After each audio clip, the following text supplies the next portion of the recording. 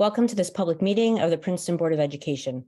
The board is an elected, unpaid group of 10 citizens who set policy and make decisions on educational, financial, and personnel matters for the Princeton Public Schools on behalf of all residents. We are always pleased when members of the community attend our meetings. The board and the school district operate under applicable New Jersey laws and under regulations of the New Jersey State Board of Education. Each meeting includes an opportunity for those attending to comment on items on the published agenda or other matters of interest to them. The board reserves the right to limit the time allotted to public participation. Law limits discussion of individual personnel and confidential matters. We hope that our meetings provide useful opportunities for communication between the board and the community. Thank you for attending. As required on the Open Public Meeting Act, NJSA 1046 at sequentia, adequate notice was given for calling this meeting. It was authorized by the Board of Education and forwarded to the municipal clerk, Princeton Packet, and the Times on February 24th, 2023, and distributed to the schools and others on the standard distribution list. The board reserves the right to enter into executive session during all meetings of the Board of Education. Board Policy 0168, recording devices, requires that we inform those attending this virtual special meeting of the whole of the long-term policy planning committee that the proceedings are being recorded. This meeting is not being live streamed. Thank you, Mr. Bolden. Would you call the roll, please? Daphne Kendall, Here. Betsy Baglia, Oh, I forgot. Here. Beth Barron, Here. Debbie Bronfeld, Here. Dean Durbin, Present. Mara Franceschi, Present. Susan Cantor,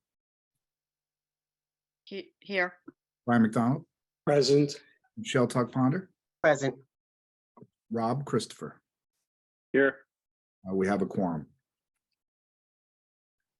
Okay, Mr. Bolden, do I need to have a motion made or do you need to? I'll take a motion and a Okay, second. to go so members of the public, thank you for joining us. We have to go into a very quick closed session, 5 minutes. We're sorry to keep you waiting, but we have to follow the Open Public Meeting Act and we were not able to meet before the published time of 6 o'clock. So can I get a motion, please? Betsy, second. Brian? Resolved that the Board of Education approve the closed session approve this closed session resolution, whereas NJSA 10.4.12 allows for a public body to go into closed session during a public meeting, and whereas the Board of Education of the Princeton Public Schools has deemed it necessary to go into closed session to discuss certain matters which are exempted from the public, and whereas the minutes of the closed session will be released when the need for confidentiality in accordance with NJSA 10.4.12 no longer applies, and now therefore be resolved that the Board of Education of the Princeton Public Schools will go into closed session for the following reason: to discuss personnel matters as outlined in NJSA 10.4.12. Okay, so we're going to leave this Zoom open, Mr. Bolden. So the Zoom will be here. Board members and administrators will exit, go to the other Zoom, and we will be back very quickly. We apologize for this delay. Thank you. Matt, do we need to make a motion to go? Any motions? No. Okay. Is everyone here?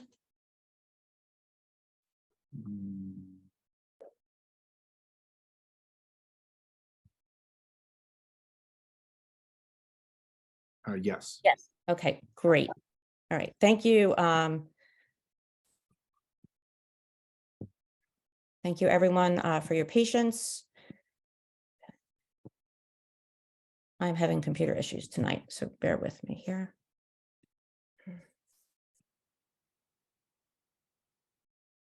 Okay. Good evening, everyone. Thank you for attending. Our meeting was originally planned as a long-term planning meeting to follow up on a demographer's report we received last month that shows an additional 400 plus students joining the district over the next few years due to the 1,100 new housing developments, housing units that are in the process of being built or are being built. However, we understand that with the change in leadership at Princeton High School and the concern that has brought in the community, we will start this meeting tonight with 1 hour of public comment. Everyone will be given 2 minutes to speak, and after that time, we will move on to the next speaker. After that hour, Beth Barron and Brian McDonald will lead the next part of the meeting, which is our long-term planning meeting. And then following that, we will have another hour of public comment with the same procedures. We understand there's a lot of concern and disappointment in the community, and we understand it. Frank Schmiel issued a statement this morning. And again, I have to say that on the advice of our counsel, who's joining us tonight, and he's here, Vic Lapira, we cannot say more than what we have previously communicated. And in a minute, I'll turn it over to Mr. Lapira to explain the board's limitations in a little more detail. We value the right of Mr. Schmiel to share with the community, and we also look forward to hearing from the public tonight. Please remember, we are role models for our children, and I would ask that you please uphold those values that we want to see in our kids, our students, which is the ability to disagree, but with civility. Thank you. And I'll turn it over to Mr. Lapira now. Thank you very much. So a couple of things. First, I want to make it clear to echo what the board president indicated, that the board's not going to be discussing any specifics with regard to Principal Frank Schmiel. I know that there was a statement issued. It's unfortunate that some of the portions of that statement have inaccuracies, but we're not going to get into those details. The board is going to continue what it has long done and will continue to do, which is to refrain from discussing any employee's performance in a public forum due to the privacy rights held by its employees. Having said that, I want to discuss more generally, just way members of the public who might be in attendance understand the role of the board and the role of the administration when it involves employment actions, and why the board does not comment on personnel actions. So earlier this year, some of you may have attended a board meeting where I gave a presentation on the School Ethics Act at a board meeting. And at that meeting, I explained the role of the board, which is generally policymaking, planning, and appraisal. It's generally only ever involved in the search, interviewing, hiring, and evaluation of one employee, which is the superintendent.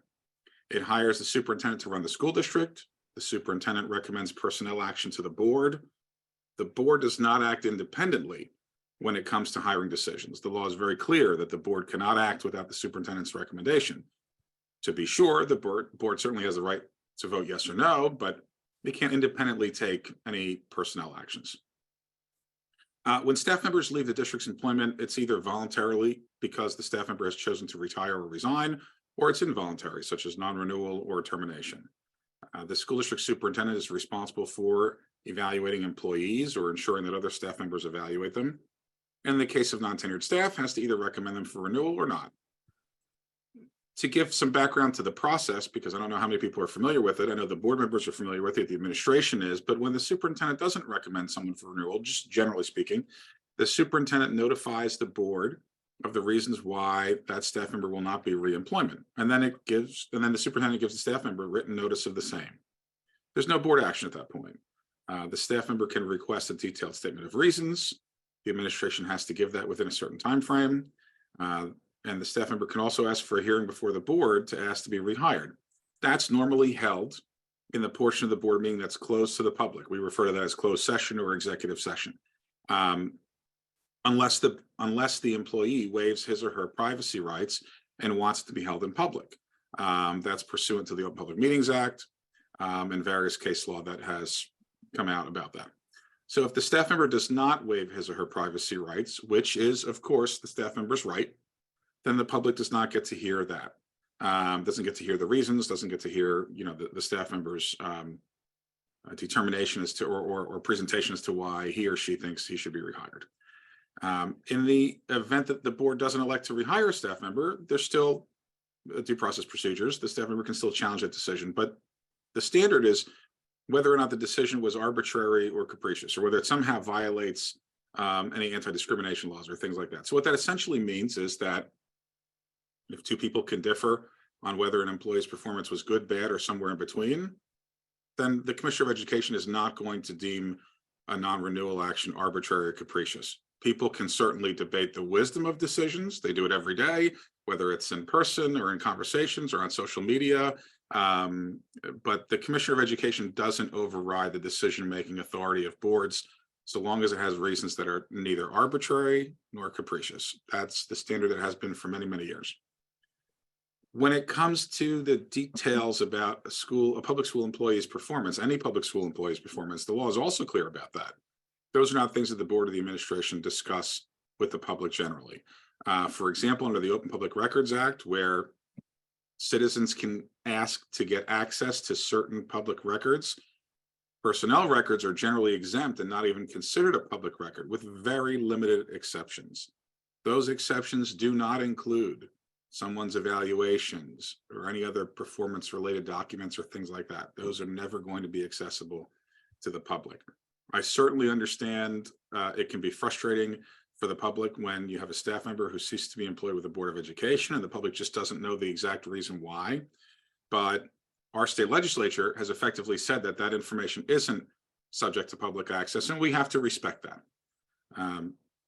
In every school district across the state, decisions take place about staff every single school year. Not everyone agrees with all those decisions. That's unavoidable. But I can tell you that every board and superintendent that I've ever worked with takes that responsibility very seriously, gives a lot of thought to all of its personnel decisions, and takes care to act in a manner in which they think is in the best interest of the school district. And in my opinion, this board and this administration are no exception whatsoever. So I just wanted to make sure everyone understood the role of the board and the superintendent generally when it comes to personnel actions, why there are limitations as to what the board can and can't say. As the board president said, we certainly value the input of the public and look forward to hearing from the public. Thank you very much, Mr. LaPura. So now we're going to move on to public comment. It is 6:27. We will go to 7:27. We are going to start now with, before we go to the public, we're going to start with our student board reps, Andre Penn and Rohan Chevet. And so I will turn it over to you. Thank you. Thank you.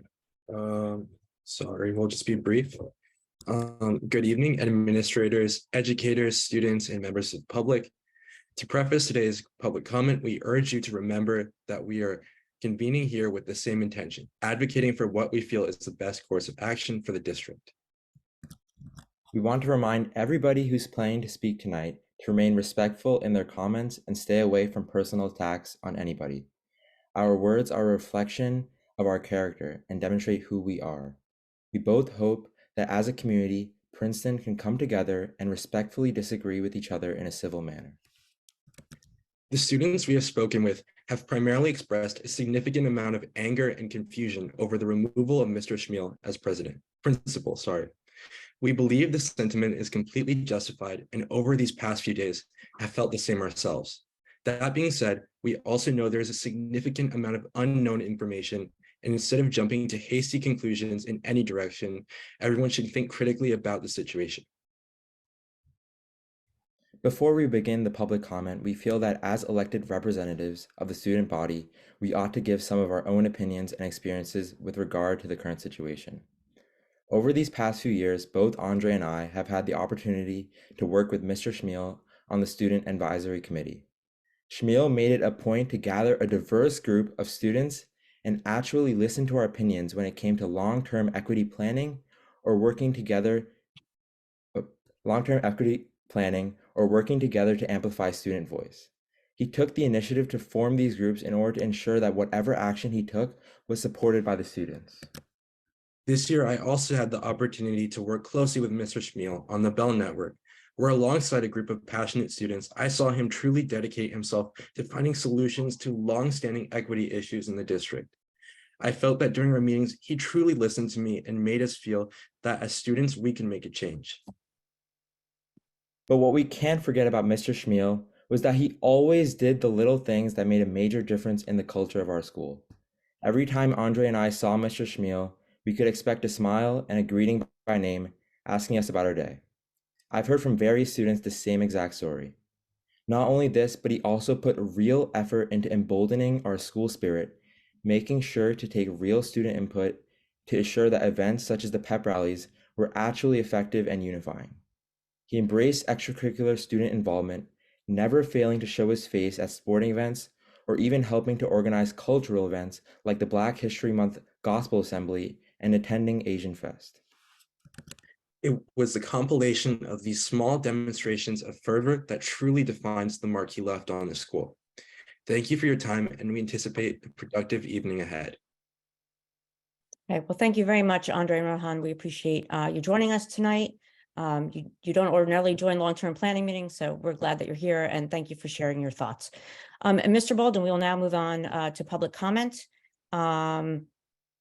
So I will put it in your good hands. I understand that you have a timer. And Yes, at the 2-minute mark, you will ask the speaker to please wrap it up. Is that correct? correct. Sounds good. Jennifer?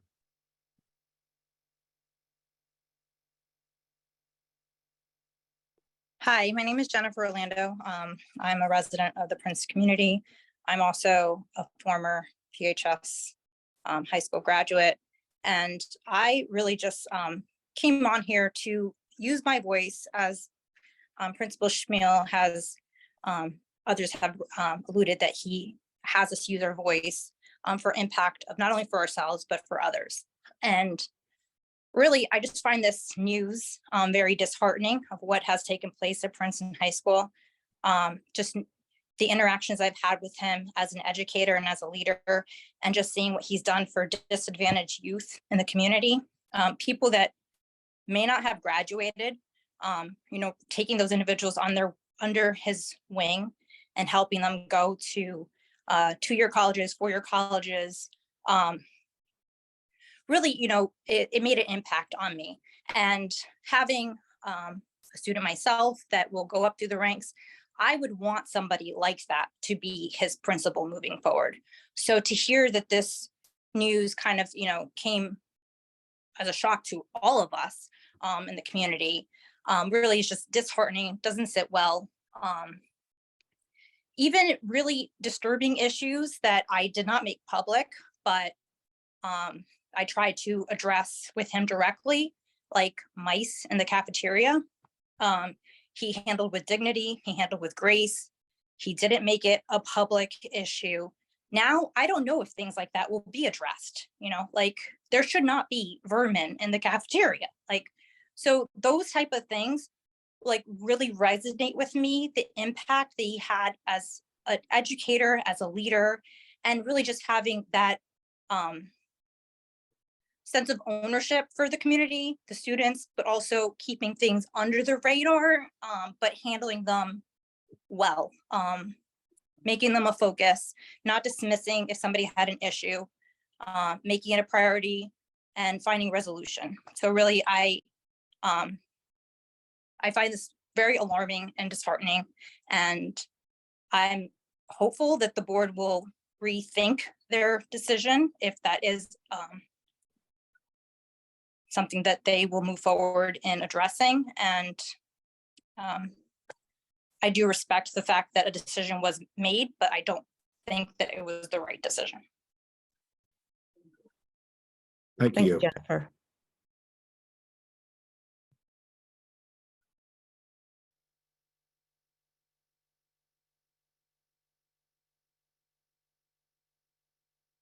Mr. Bolden? Ashley Chen? Hi, good evening, everyone. My name is Ashley Chen. I'm a senior at PHS and student body president. I started the petition that now has over 2,500 signatures, a petition that demands transparency and accountability from the board in regards to Principal Schmiel's termination. I understand that the process of Principal Schmiel's termination includes details the public may not always have to know, and that by law there are restrictions to what the board can say. But I also know that this termination was announced really abruptly, without warning, or as some students have stated, a goodbye. With this sort of disruption brought to the PHS community, we as a community are owed at least some sort of explanation. In my past 4 years at PHS, I've seen the school go through more administrative turnovers than it should have had. Constant changes like these not only interrupt and halt the learning of the students at PHS, but without consistency, how do we know who we can rely on? And how can students have a solid foundation of support beneath them when the school itself is in disarray? As student body president, I'm the voice of my peers. I've had countless students reach out to me sharing not only their frustration, but also their distress. Principal Schmiel was the first and most supportive principal most students have encountered. He was also the first to craft actual meaningful and long-term relationships with them. I only ask that the PHS community be provided with accountability and with explanations from the board. Without either of these, there's no way for us to secure a solid future for PHS. Thank you for your time, and please take tonight's comments into serious consideration. Thank you, Ashley. Thank you.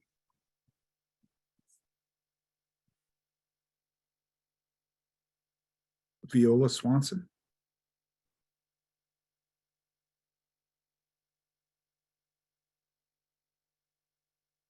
Viola.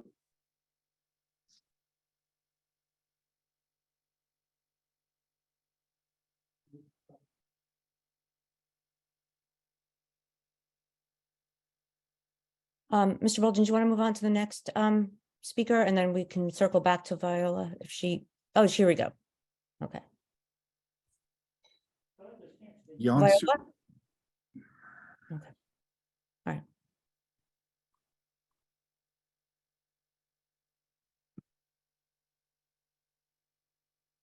Sorry, can you hear me? Yes. Thank you. Thank you for giving me opportunity. I want to ask a question to one of the, board member, one of them can answer. When your employees serve your client so well and have a high satisfaction rate, will you let that person go right away? Answer this question, one of you. I mean, so this is not a Q&A. We're here to listen. Our board. Okay, so I mean, the fact that 2,600 petition was, raised, well, now Princeton High School has about 1,600 students. Let's say a family of 3. That's over than 50%. And I'm not asking for personal information. I'm asking for reason behind, letting this person go, because you must have a very clear, like a direction, something that you're trying to achieve, and that has been never been communicated to us. And what you did in a previous communication was just throwing this like a state law, like as if we were a dog, and chew on that New Jersey law. You convenient with legal counsel, we don't. We're not asking for the personal information. We're asking for what you see the lacking under Mr. Schmaltz's leadership and what you're trying to achieve. And that was never been communicated. If he was some kind of pause and threat to our students, so you had to take that immediate action to remove it in the middle of school year, then we have a right to know. But that doesn't seem to be the case when so many students, come forward and parents come and support him. So I want you to actually take this seriously. This repeats, this is the second time in a row. Ms. Schmaltz serves students and parents, not the Board of Education. I hope that you keep that in mind. Thank you. You.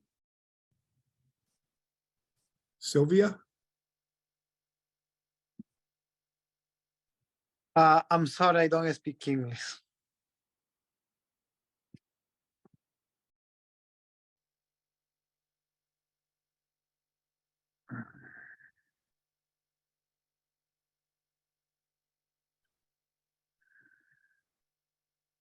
Grace Sang. Yes, hi. Thank you, dear members of the board and Dr. Kelly. Thank you for letting me speak. My name is Grace Zhang.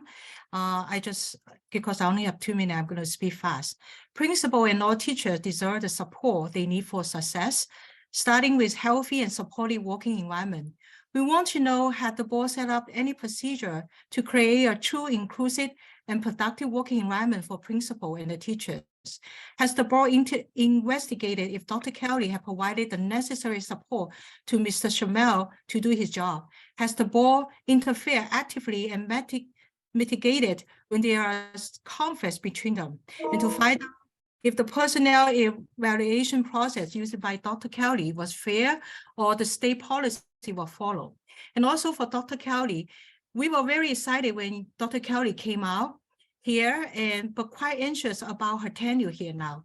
We learned during her tenure as a superintendent at Oak Park District 97, the district had lost multiple principals across 6 schools and saw the highest turnover rate of teachers. We don't know why and what happened, but we have to worry about our own school district now and in the future if she can deliver effective leadership here.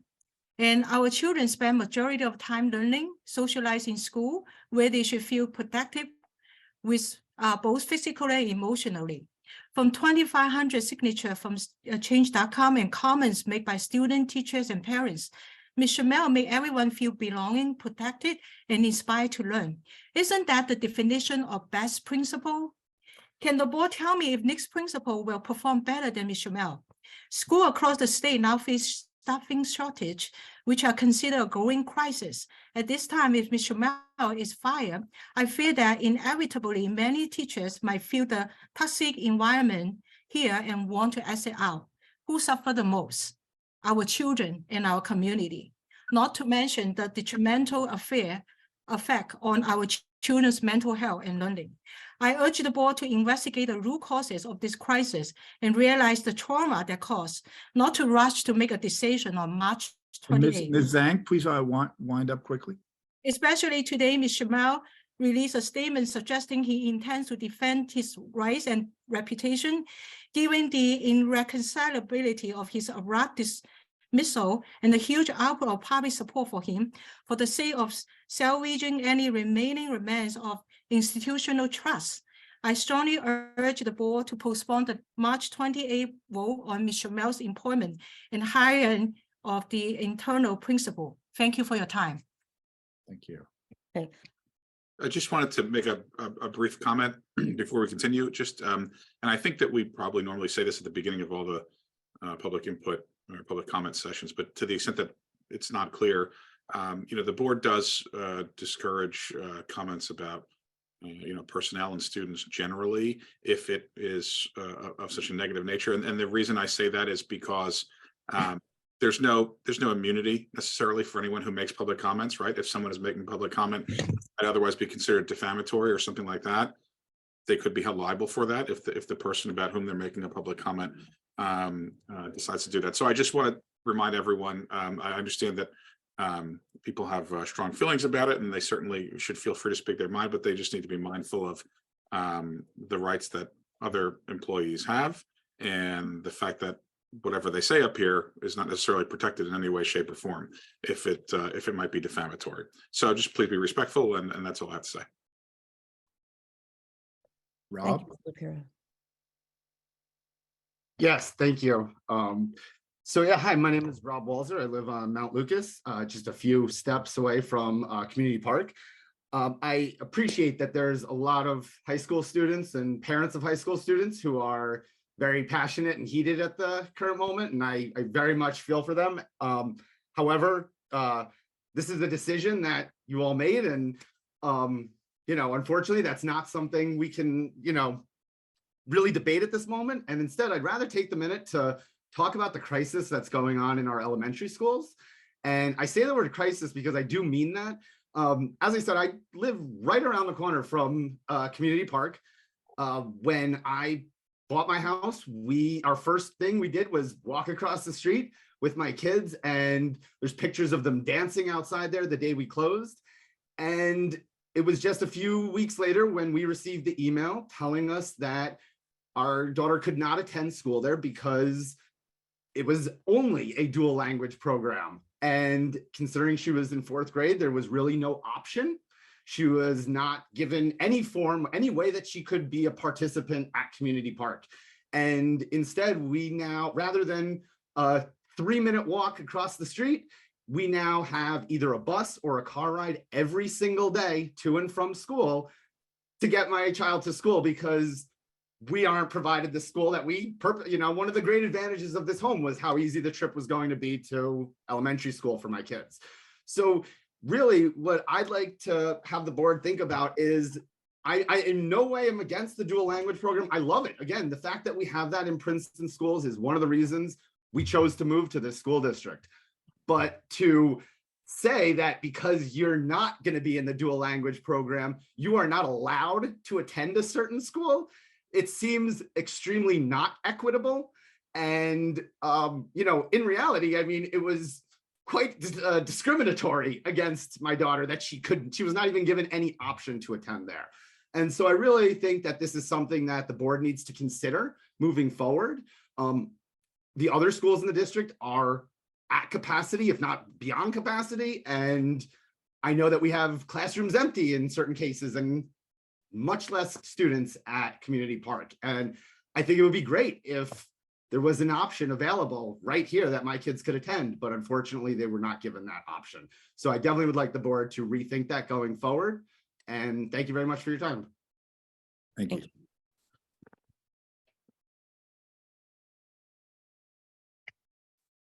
Olga? Good evening, everyone. My name is Olga Barbanel, and I'm a parent in the Princeton High School. And I just wanted to join the hundreds and like thousands in this case voices that were opposing the firing of Frank Schmiel. And I just wanted to add that Frank Schmiel, in my opinion, is one of the most kind, caring, and professional, highly professional leaders in education, and he deserves every moment to be a principal of Princeton High School. And I think that what's happened and how it was processed and presented to the public and community and educators in the region it's pretty simply disrespectful to him and to all of us. And unfortunately, I know it's an unpleasant conversation. I know you do not want to hear that, but it's deeply disturbing in our day and time to have the principal fired.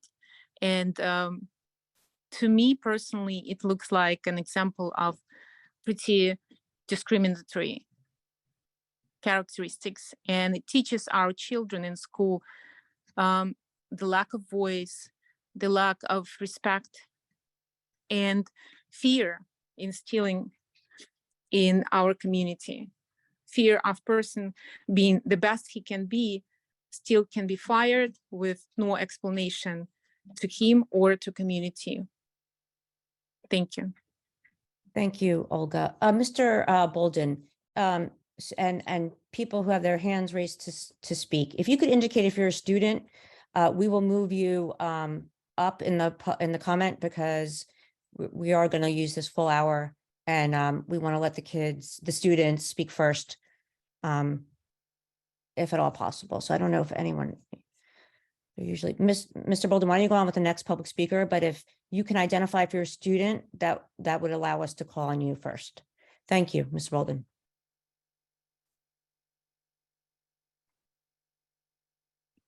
Arthur Kim? Hello, my name is Arthur Kem, as you said. I stand before you today as a concerned parent, like many of us, has been silent for far too long.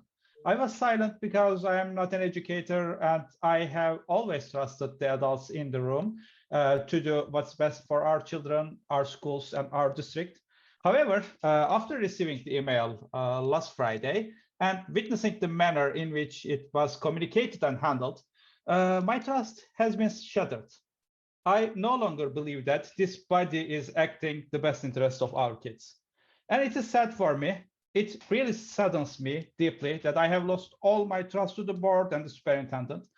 Losing the trust of the people is a critical situation, and at least for me, it has some consequences. And now I know that I am not alone in this feeling. I have in contact with many parents, and I know many people are in the same feeling with me.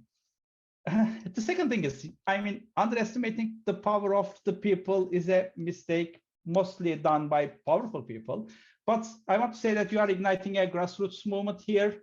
And when the election comes, when people see the names on the ballots, they will definitely remember today. Please understand that this is not about politics. This is about our kids' future and their connection to the school. Your actions are destroying and damaging this connection, disenchanting them. It is disenchanting us, and it is harming the serenity of our schools. I don't even know what is the agenda here or why are you doing this, but I know it's not good, and I am not a silent parent anymore. I will not be again. The kids of our school district definitely deserves better. You should listen to them. They are smart, intelligent, and sensible kids, and they know what they want. I stand with them. I will stand with them, and I know many of us will stand with them. Therefore, I urge you, dear board members, to reconsider your position here. The news coverage, campaigns, and the way the wind blows indicate that you need to listen to voices of this community. So please be with us. Thank you so much. Thank you. Mr. Bolden, are you seeing the list of students in the chat? I believe. Just read them off to me. So let's start with Han Lee, please. Han, Yes. Han Lee. Hi, my name is Han. I'm a senior at Princeton High School. 10 years ago, my family moved to Princeton from somewhere else in the state to provide my brother and myself with better educational opportunities. When they told me where we were heading, I understood immediately the significance of this shift because at just 7 years old, I knew that the name Princeton was synonymous with knowledge, with education, a dedication to continuous learning. Today, a decade later, as I prepare to graduate, move on to college, as I reflect on my time spent here in the Princeton public school system, I'm pleased to say that I've met, learned from, encountered countless educators, teachers, faculty who've truly valued what they teach, who they teach it to. And I'm truly honored to have learned from this school district's dedicated faculty at all levels.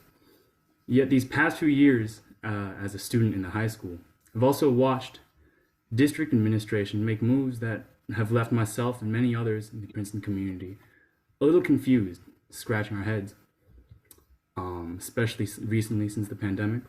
I know how important quality education is to all of us attending tonight's meeting, students, parents, faculty, administration. And with these thoughts in mind, I'd like to ask the board to make a few considerations. Please consider how the policy changes that have been made at the high school recently that make it more difficult year after year to take advanced classes, AP level classes, how these policies will affect the most passionate of us, seeking to push ourselves every single day in school. Consider how the constant administrative instability at the high school reflects on a district whose professed motto is live to learn, learn to live. Consider how parents of younger students, like my own parents 5-6 years ago, may feel hesitant to send their children to a school where such groundbreaking, earth-shattering change can occur at any second.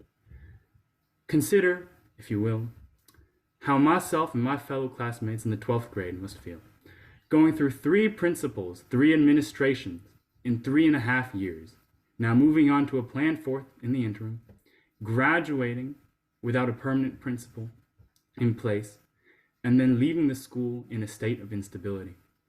Consider how all of us who are reliant on the short-lived foundation established under Principal Schmiel now must find ourselves uprooted by this sudden shift, clubs without a leader in front of them, student organizations who used to have a beacon to look towards. Han, could you please wind down? Consider these changes, no matter the intentions behind them, how they reflect on our district, our town's reputation, and the hallowed Princeton name that so many recognize around the world.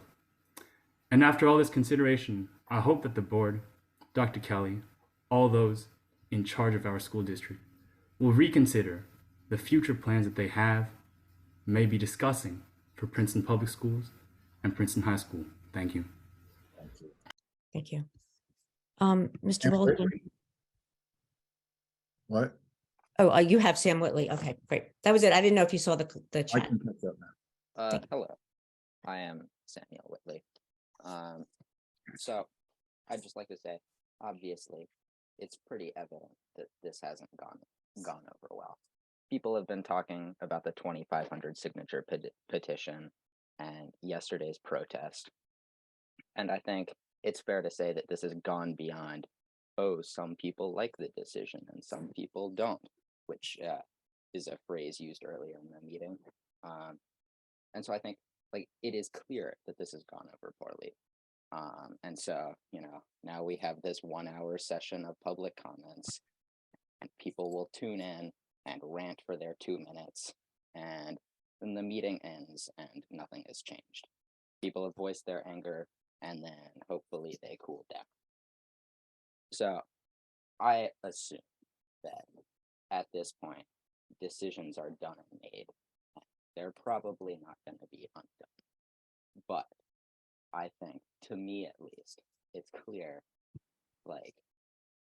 you come back to the old saying, when you find yourself in a hole, quit digging. And I think this district has been slowly changing away from prioritizing academic achievement over the years. And I think in this instance, evidently, it's kind of blown up in your face. So I think, with respect to firing Principal Frank Schmiel, it's pretty evident from the backlash and the response that some kind of mistake has been made. And if I was a betting man, I'd say it's not going to be unmade. But when mistakes like this are made, and when it becomes very evident that they have been made, as is the case right now, I would say maybe look back on what's happened, analyze what you've done, listen to the feedback, turn back if you can, if that doesn't appear to be an option, learn for the future. I think it's very clear from what's been happening that Samuel, please wind down. Thank you. I think it's very clear that this was not the right decision. I think the town has made that clear. And so I think you could use that going forward. Thank you. Adrian Sarieso. Hello, I am a student, senior rather, at Princeton High School. And after 3 years of the pandemic, where our freshman year was cut short due to the start of COVID, our sophomore year was, well, at least mine was over Zoom. And our junior year, we had mask mandates for nearly all the year, and an instance where we couldn't all see each other at lunch. So this year was to be our year of a normal high school experience.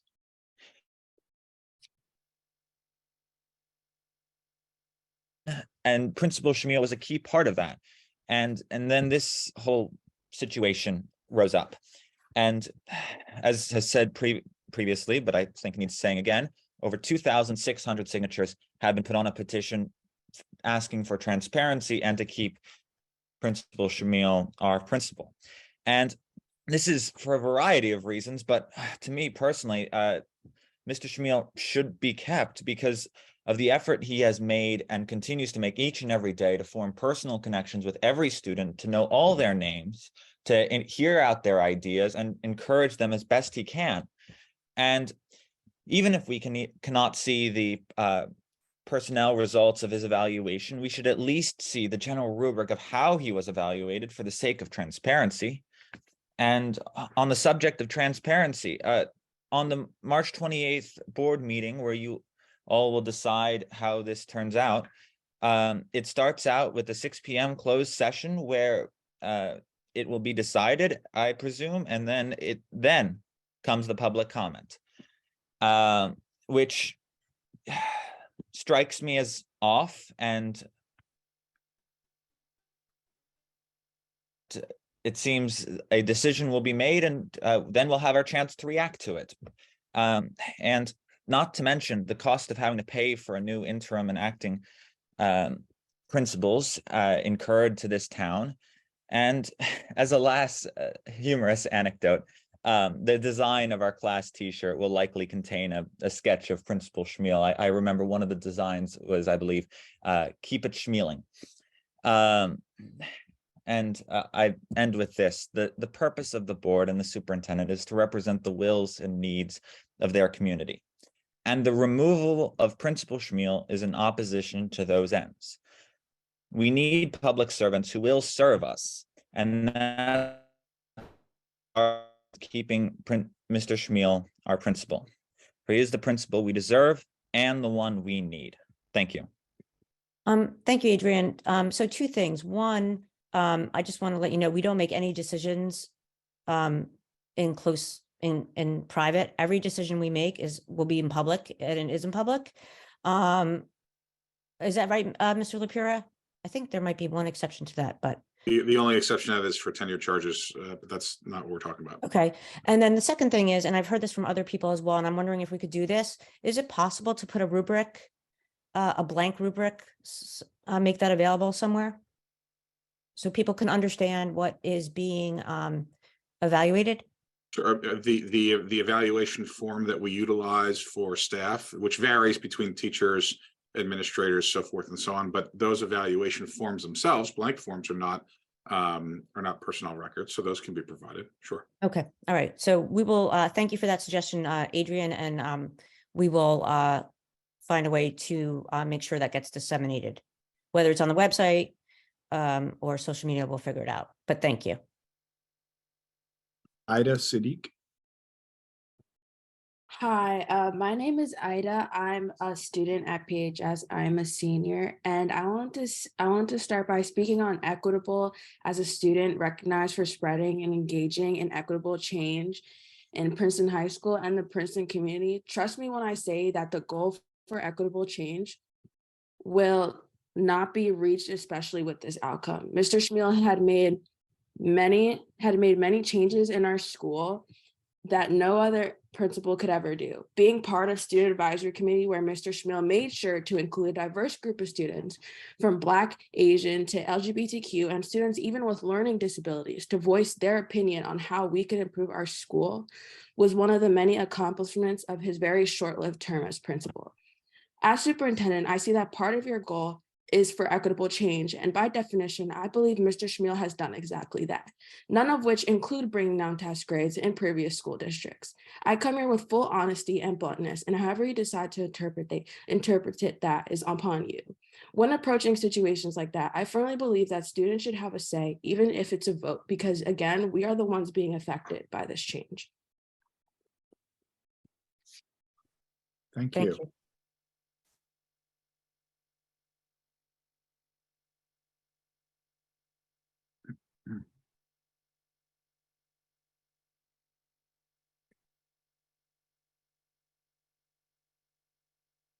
Faiz Manai. Hi, I hope you're all having a nice evening. I'm a senior at PHS. I have two little sisters. One is entering PHS next year. And I'd also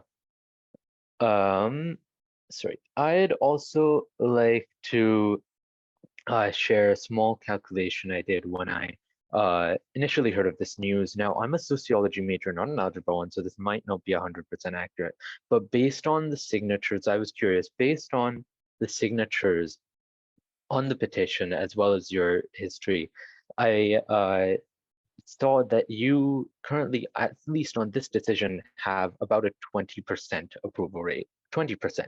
So for you to have a 20% approval rate on this decision to seemingly arbitrarily remove our principal who has brought so much stability, as thousands of people have said, just arbitrarily remove him, that definitely indicates that should be a red siren in your face that there is something wrong with the way that this decision being handled. And while I respect that there is this confidentiality rule, as a lot of people said, there's also that potential of releasing rubrics, of standards, even if they're blank, just having that basic transparency.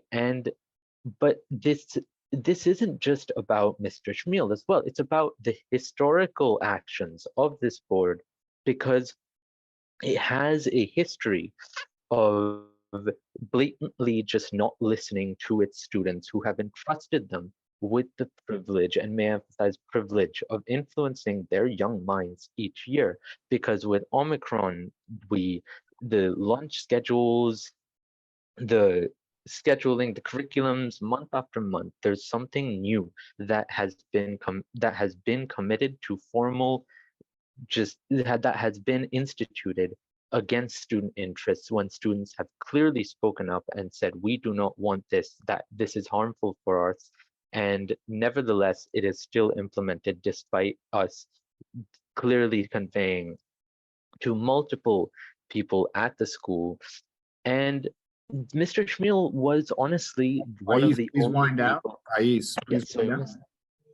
Mr. Schmiel was honestly one of the only people who actually listened, and that's why I think everyone is in support of him. So is this seriously the precedent you want to set for the world's future? So as a student of color, as a student with an IEP, but mostly a student of PHS, I want to convey my immense support for Principal Schmiel.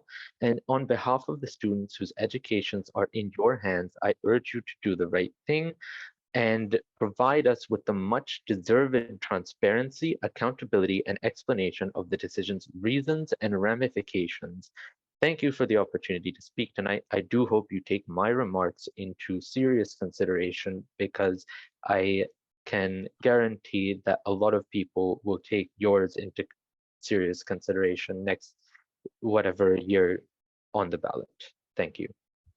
Thank you. Thank you. Areens? Probably not pronouncing that correctly. Hi, my name is Arinze. I'm a senior at PHS, and it feels as if the board is hiding behind legal jargon when they say that they're not at liberty to speak on their reasoning as to why they want Schmiel gone. And I know I speak for many of my peers when I say that this feels like an irresponsible deflection of the issue, especially when the board's refusal to speak on this allowed for rumors to fester within the student body and force Schmiel to come to the local newspaper to defend himself. I don't think it ever should have gone to that point. And on top of that, the board's refusal to speak on this, on Schmiel's claims, whether to confirm or deny them, feels like an admission of guilt, and that there's absolutely no good reason for him to be removed from his position. That's it. Thank you.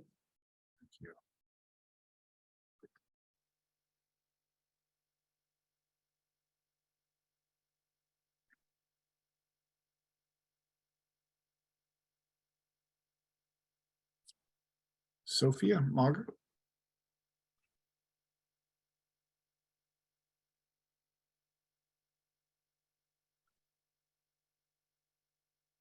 Sophia? Oh.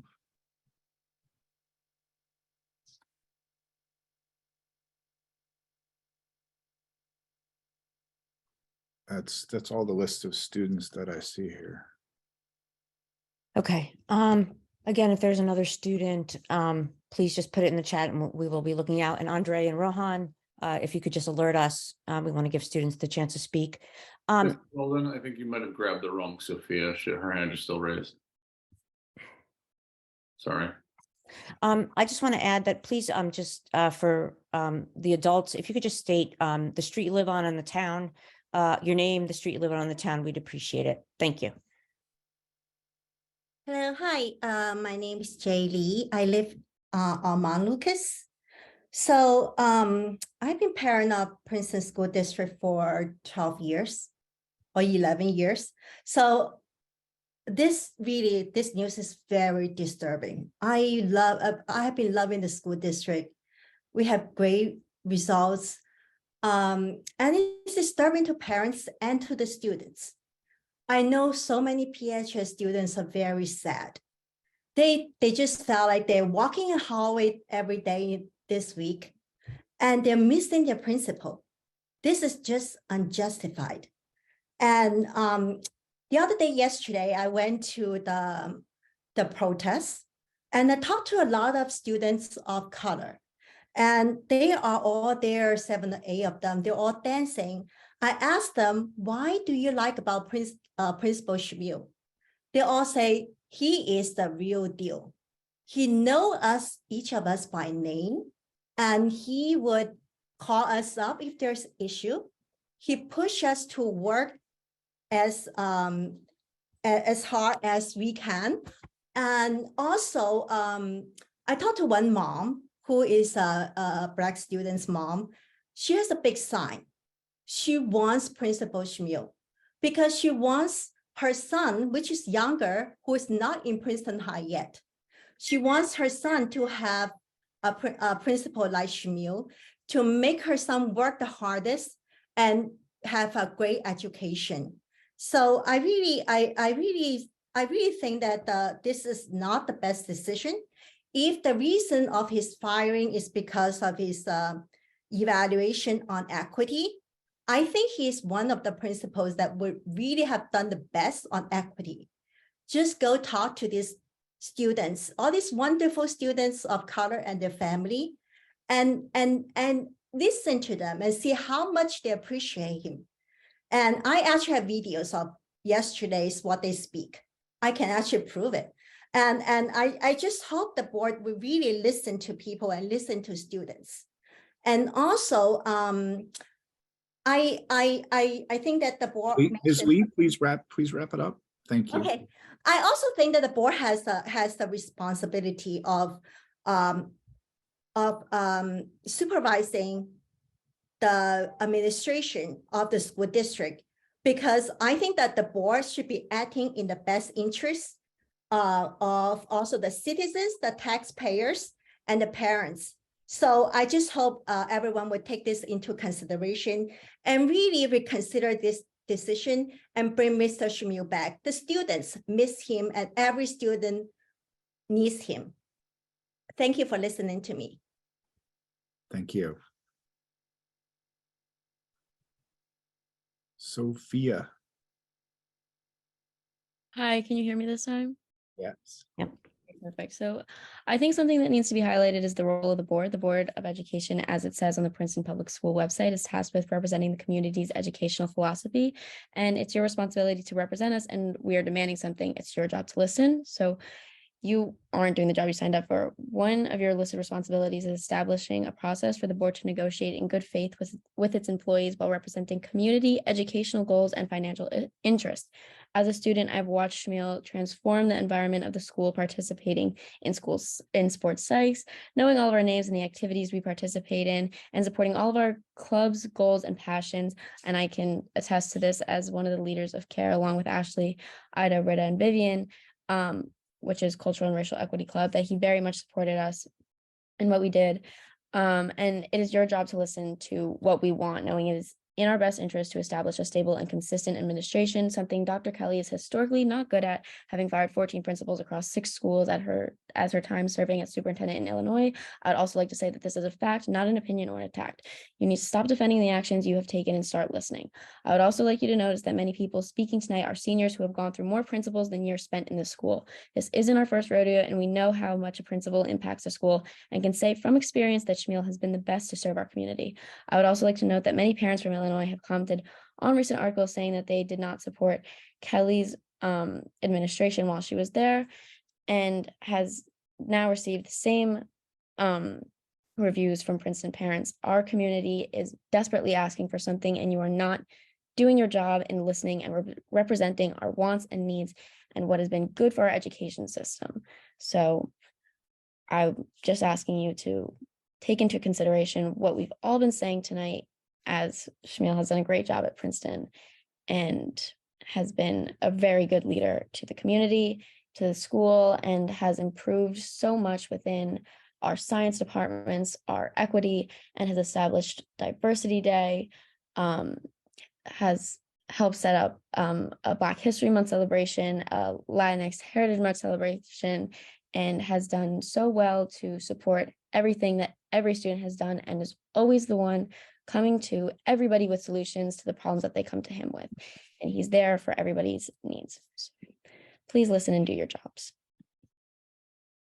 Thank you. Alif. Hi, I'm Alif and I'm a freshman. I'll jump right into it. So how can the board expect students to keep being focused on schoolwork and doing well with all these abrupt changes going on?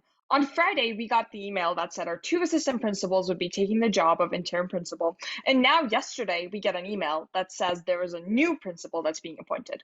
We need stability. And we thought we had that with Mr. Schmiel, or I should say we did have that until now. The board exists to do what's best for the students, to support and help the students in the best way that they can. We elect the board for this reason, and now we aren't being heard.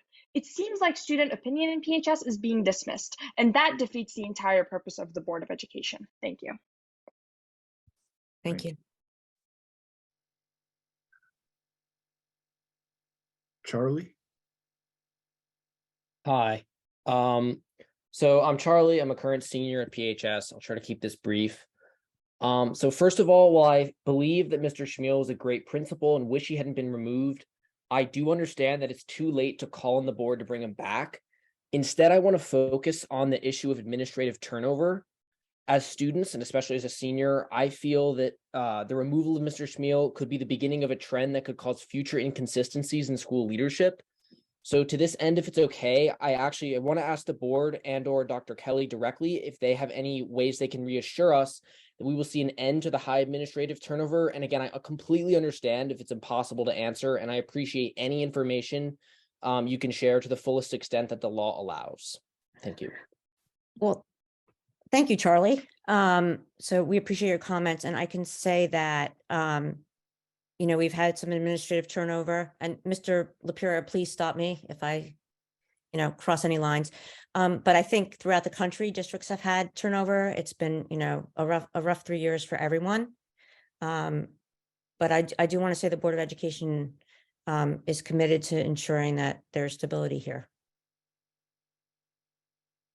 And I don't know if that answers your question, Charlie, but I appreciate your asking it.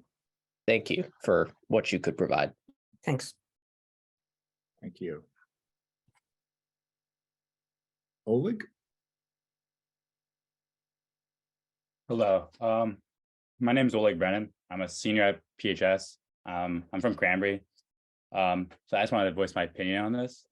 So first, with all due respect, no, this is no insult. Many on the board who want students to be held more accountable and restrict what students will do, they are complete hypocrites in the way that they support policy that favors equity of outcomes rather than allowing students to reach their success. The way this board acts remind me of how, like, as a Russian American, reminds me of how the government would hide information from people, and saying things are confidential, but would still not provide. There are still ways to provide cues or information of people about what is going on, but clearly we are not given that information whatsoever. Us seniors and many juniors as well as the parents, just as a cue for those who are going to be able to vote, we'll be voting in July and November, and I think we should all remember this as a sign that things need to change, and that the people want Mr. Schmiel, whether we were even able to get him again, probably won't, just because of how we've treated him as a community, and that really reflects upon us, and it doesn't look good. For an administration representing such a diverse and progressive community, we clearly have not been liberal in the way that we don't represent the people, and we've been more or less representing our personal interests and personal beliefs rather than the communal beliefs. Many policies proposed by the board members in the past completely contradict the values. As I said before, in the name of equity, and we need to be, as growing up in Princeton and Cranberry, we've been raised by both our parents in a good way that we need to find our success and reach a peak and not be held down based on others' certain limitations. And I want to also say that I want to make sure that this is like a kind of like a wake-up call, because we've experienced 4 years of this. I've had more principals than I've had years in high school, and even then, COVID has held us back. I remember during COVID we had Zoom calls, and clearly we didn't really pay attention to that. So hopefully this will be a second chance. Thank you. Thank you. Thank you. Elle? Hi, can you hear me? Yes. Okay, I will make sure to keep this brief. I have a bit of a different opinion. I first want to emphasize all of the changes Principal Schmiel made to our school that really have caused a very tangible uptick in student engagement. And I want to make clear that that matters. I'm not trying to undermine anything anyone has said that he's done to help people. I am a senior. I started at PHS my junior year after being unable for medical reasons to go to school for a very long time. And it was my first time ever in a high school. The people who made it so transformative and amazing for me were my teachers. And I want to come back to teachers. Teachers cannot really state their opinions at board meetings. So I'm going to hope I advocate well on their behalf.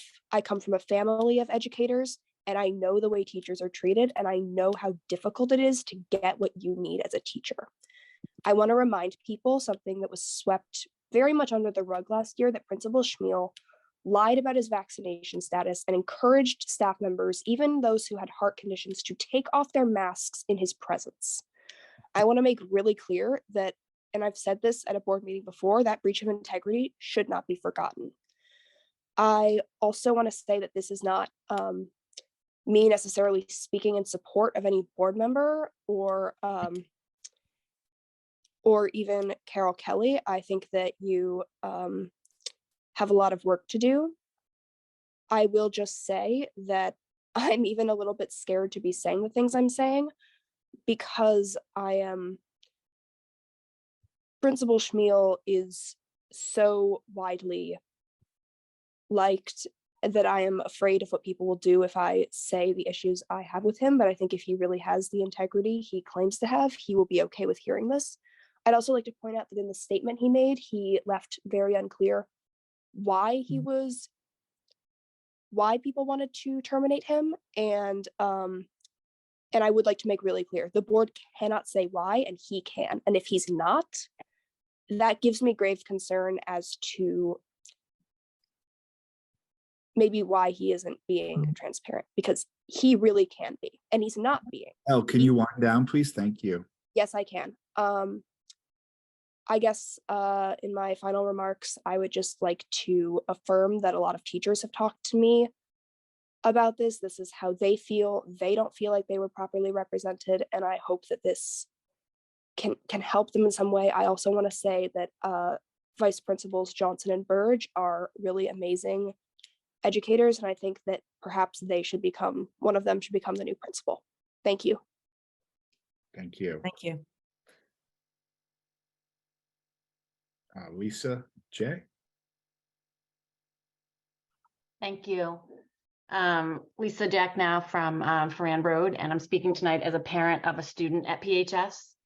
Having incredible difficulty comprehending what's going on, so I can only imagine how much worse it is for our kids. The Board of Education is failing us right now. If my count is correct, all but 2 of you were in your seats when both Dr. Kelly and Principal Schmiel were hired, which was less than 2 years ago. That means you were responsible for vetting them and approving their hiring. So you are fully responsible for what is happening right now. As if there hasn't been enough turnover in this district, you're forcing more, making Princeton the most undesirable place for quality talent. I appreciate you're all volunteers and don't want to get sued, but I think you're kind of hiding behind the law. Of course, your lawyer's asking you not to share anything because that's a good lawyer. That's what he should do. But we're working within a school district, not the corporate world. We, the taxpayers, pay all of the salaries to run this school, and therefore are not just nosy coworkers, but we're the CFOs. So on what verifiable grounds does the district leadership want him out? Okay, you can't speak on personnel matters, but there are things that you can share that wouldn't violate Schmiel's personal privacy, especially since he put some of it into public statement today. Beyond providing the rubric, which I appreciate, you could also explain to us why, when other staff is not renewed, they finish the year out, but Mr. Schmiel was put on leave. And finances are not private, so please provide us with the fiscal rationale for using taxpayer money to fund 2 principal positions at once, one for Schmiel while on leave and another for an interim through the end of the year. You owe us that, and it's not violating personnel law. Vic, is that okay? You'll notice only one person on this call has supported Schmiel. I would love when I'm done if you could tell us how many people are actually on this call. In the district's new strategic plan, about 50% is dedicated to inclusion and mental health. If our district is in fact so concerned with our students feeling included and having improved mental health, how is the district working towards those goals by pushing out their principal in March? A principal for whom students of all races, cultures, and communities have shared story after story of connecting, feeling respected, and being made better by him. He was setting them on a path of healing from the pandemic, and now he's being forced away. I've personally worked with him. He's genuine, he's open-minded, and he's eager to ensure that people feel comfortable and a part of PHS. Our district speaks out against bullying, yet at the highest levels, it appears the district is now the bully. When you meet next week, please remember that we elected you to act on behalf of the community's desires and best interests, and I ask you, please vote to reinstate and renew Mr. Schmiel. In doing so, please give him what he needs to be successful and remove whatever barriers are there to prevent his ability to be a successful part of our district. Thank you. Thank you. I just want to say, Lisa, there's 994 people on this webinar. And Mr. LaPura, did you want to say something? I did. I just wanted to respond to, there's a question there. Salary information is one of the few exceptions to the confidentiality rights. So yes, just in general, salary information is in fact accessible. That's not one of the things that is protected. So we are at 7:27, and believe it or not, I've heard from some people that they're disconcerted that we allowed students to go first. I don't want anyone to feel that we don't want to hear from them. And so I'm just going to ask the board if they would be okay if we continued on for 15 more minutes. Is everyone okay with that? And then I'm not.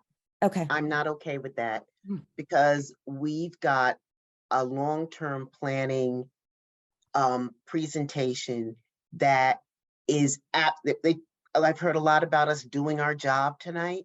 That's a really important part of us doing our job. And I'm not sure if 15 minutes is going to get, it's going to even let a minuscule number of people who want to talk, give them the opportunity to talk. So we said we'd have an hour. We do the long-term planning presentation and whatever else we're going to do. And then we'd have another hour. Okay. And I would, and maybe I'm the only one that feels that way, but after having listened to an hour about how we're not doing our job, I really would like to be able to do our job. Thanks, Michelle. Can I just get a show of hands if we can go for 15 minutes more? Is that 6 people, Mr. Bolden? I think that's 6 people, right? Yeah. So we're going to go 15 minutes. So it is, and I hear you, Michelle. We're going to go to 7:43. Please keep your, Mr. Bolden. I know you're a very nice man, but please be stricter with the 2-minute time frame. And please, we are trying to get through as many people as possible. So please keep your comments to 2 minutes. All right, 15 more minutes starting now. Thank you. Portia Wong.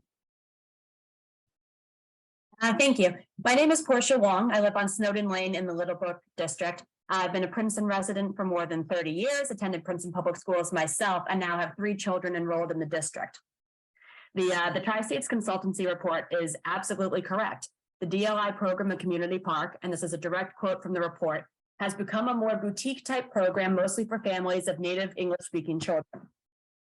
Further, it's deeply disappointing that this program is not only, and I'm quoting again, not serving the ELL children and families in Princeton that it was designed to support and serve, but also that there, quote unquote, is currently no shared vision for the dual language immersion program across the district. This is problematic enough by itself, but when you couple the deep-rooted problems experienced by the DLI program with the current enrollment and expected increases at the other elementary schools, it's unacceptable for the DLI program to continue at CP the way it currently is. Princeton Public Schools are meant to be rooted in equity and fairness, that all Princeton residents have the same opportunity for quality public school education. Because CP only offers its DLI program, many students must opt out of this instruction and are relocated to the other 3 elementary schools in the district. Currently, fewer than 50% of students zoned for Community Park actually attend Community Park. CP has 286 students, but Little Brook, where my children attend, has 403 students. And by the time the housing projects referenced in the demographic projections finished, Little Brook will have 470 students, while CP's enrollment is expected to further decline to only 236. Look, we all want the very best for our kids, teachers, and community. I think we're all on the same side in that. Princeton's children are not receiving an equitable education. Not so long as schools like Johnson Park and Littlebrook have multiple classes of 24 students, and Community Park has empty classrooms and small class sizes of under 20, operating as, and I'm quoting the Tri-State Report once again, an elite program for families who want a bilingual education for their native English-speaking children. Large class sizes like the ones Littlebrook is currently experiencing have a detrimental effect on students and place an undue burden on teachers and staff. And speaking of class size, the demographic report shows that of the new housing projects, 74% of those K-5 children expected to come in are in the current Littlebrook attendance zone. Ms. Wong, please wind down. I asked the district and the Board of Education for two things. Number one, to make sufficient changes to the educational offerings at Community Park to address a more equitable division of resources among all 4 elementary schools. And two, to ensure that new K-5 students are reasonably absorbed throughout the district, despite their primary concentration in the Littlebrook zoning area. Thank you very much. Thank you. Josh Rabinowitz. Hi, I know there's a lot going on right now in the school system, and I feel for all the high school students and parents and prospective high school students and parents, like my own family. I just want to say, as that's going on, and we're kind of threatening one of the crown jewels of the school system at the high school, I don't want to see another crown jewel, the DLI program, being threatened. It's a really special program. I feel really fortunate to have had 3 kids experience the program. All of those kids, by the way, have been in classes of more than 20 students, often when their colleagues at other elementary schools had smaller class sizes. And so I think it's a program that needs to be advertised better. It was very sad that there's a March Princeton magazine that has a whole section on, teaching your kids from a young age foreign languages, and doesn't even mention the DLI program. It's something where the district can do a lot more to popularize it, but I hope that, especially at this critical juncture, you take the time to assess this really important decision for Community Park School, and don't create another difficult situation at the same time as the high school situation is being resolved, and that we can work together to do what's best for Community Park, Johnson Park, Littlebrook, and all the other elementary schools. Thank you.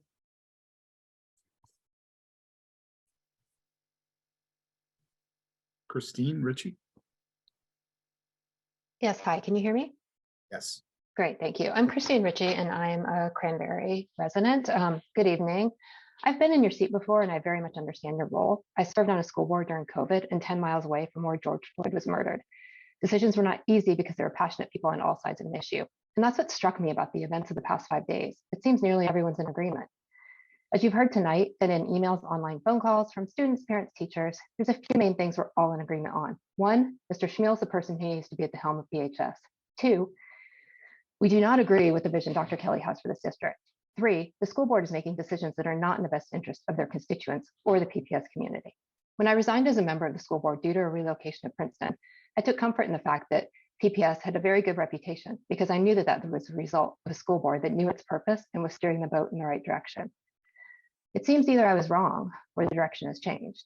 The reputation of a district can change rapidly. This is more than what happened to Mr. Schmiel. A veteran PPS teacher reached out to me today expressing the collective morale at the schools is at an all-time low. Many tenured teachers are contemplating leaving the district. Our teachers are nervous and don't trust leadership. That impacts teaching. When teachers leave, our kids lose experience, academic opportunities, extracurriculars, and even affinity groups. The longer this goes on, the harder it will be to right the ship. I find it really hard to believe the board is unanimously backing the recent decisions as was stated in the letter to the parents. I'm sure at least one of you is uncomfortable with the decisions that have been made over the past week and what the future looks like. Speak up, you can make this right, and you will have our support. Thank you. Thank you.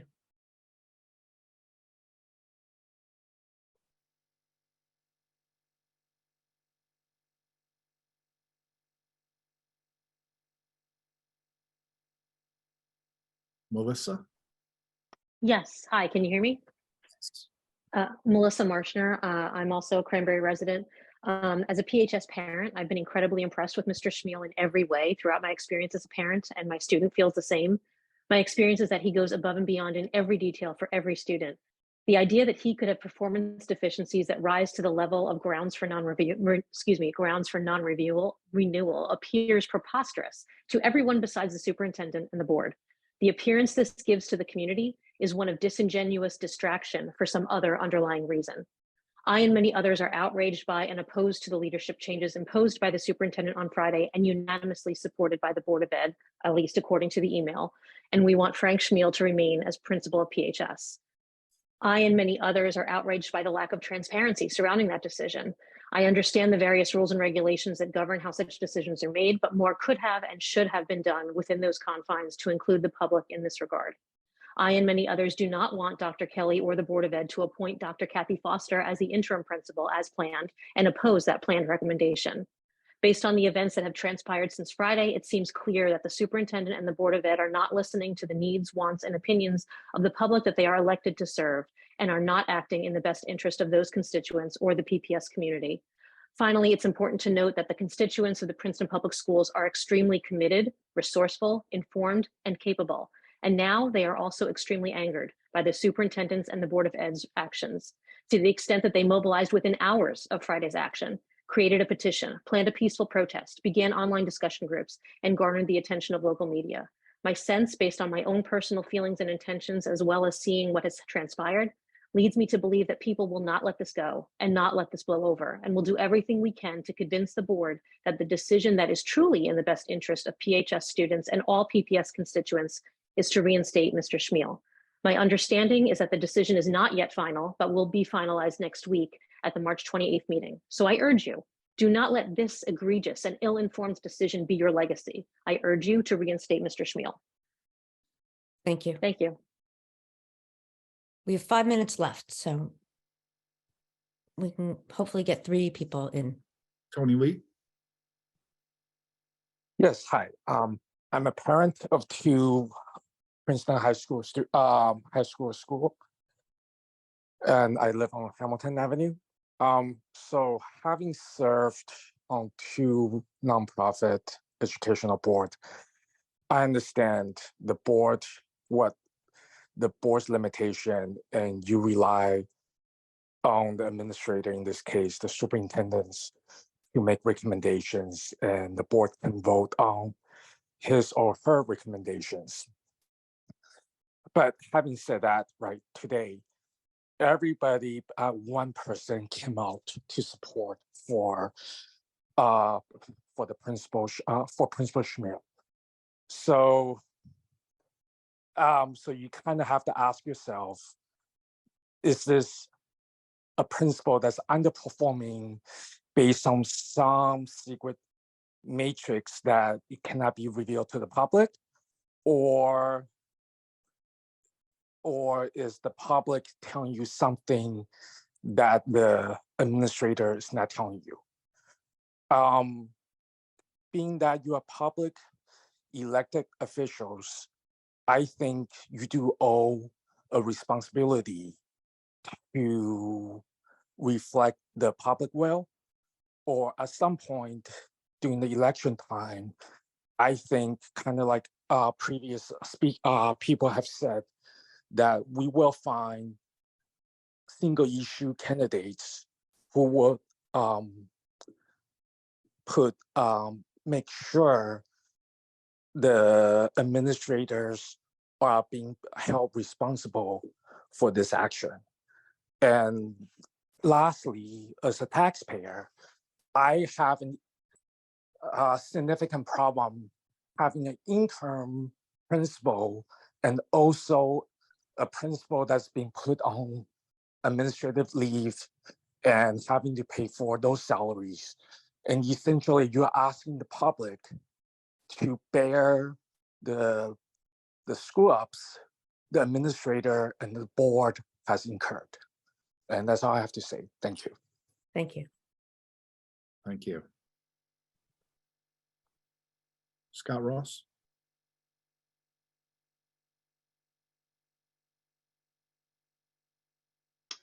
Thank you. Scott Ross. I live on Moore Street, a few doors down from Princeton High School. We keep hearing from the board about law and procedure, technicalities and rubrics.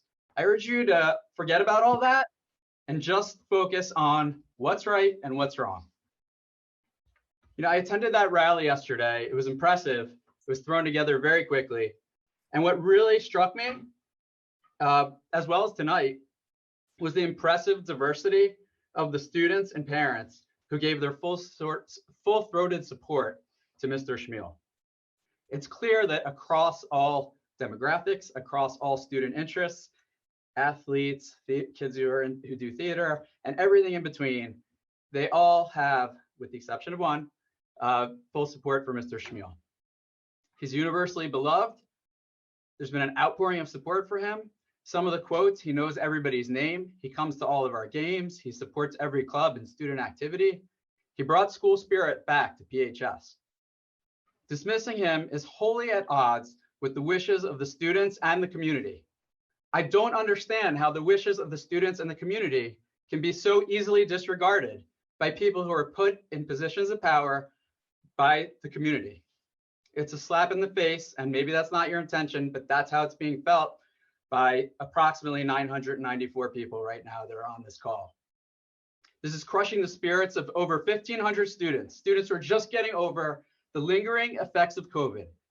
Teen depression is at a record high, and now they're dealt with this blow. And for what? Do you really want it to be etched into these kids' memories? We heard from some seniors earlier, spoke beautifully about their memories of this high school. That's what will be etched in their memories, and you will all be etched in their memories as the villains in this, okay?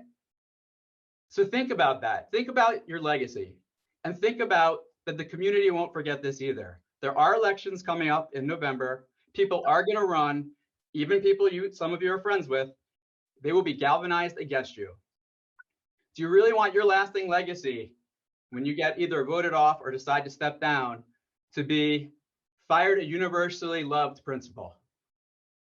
And one last thing, the board does have an anti-bullying policy. They say there's zero tolerance for bullying, but the way Mr. Schmiel has been treated, it's sending a message to our kids that bullying is okay when adults do it to other adults over whom they have power.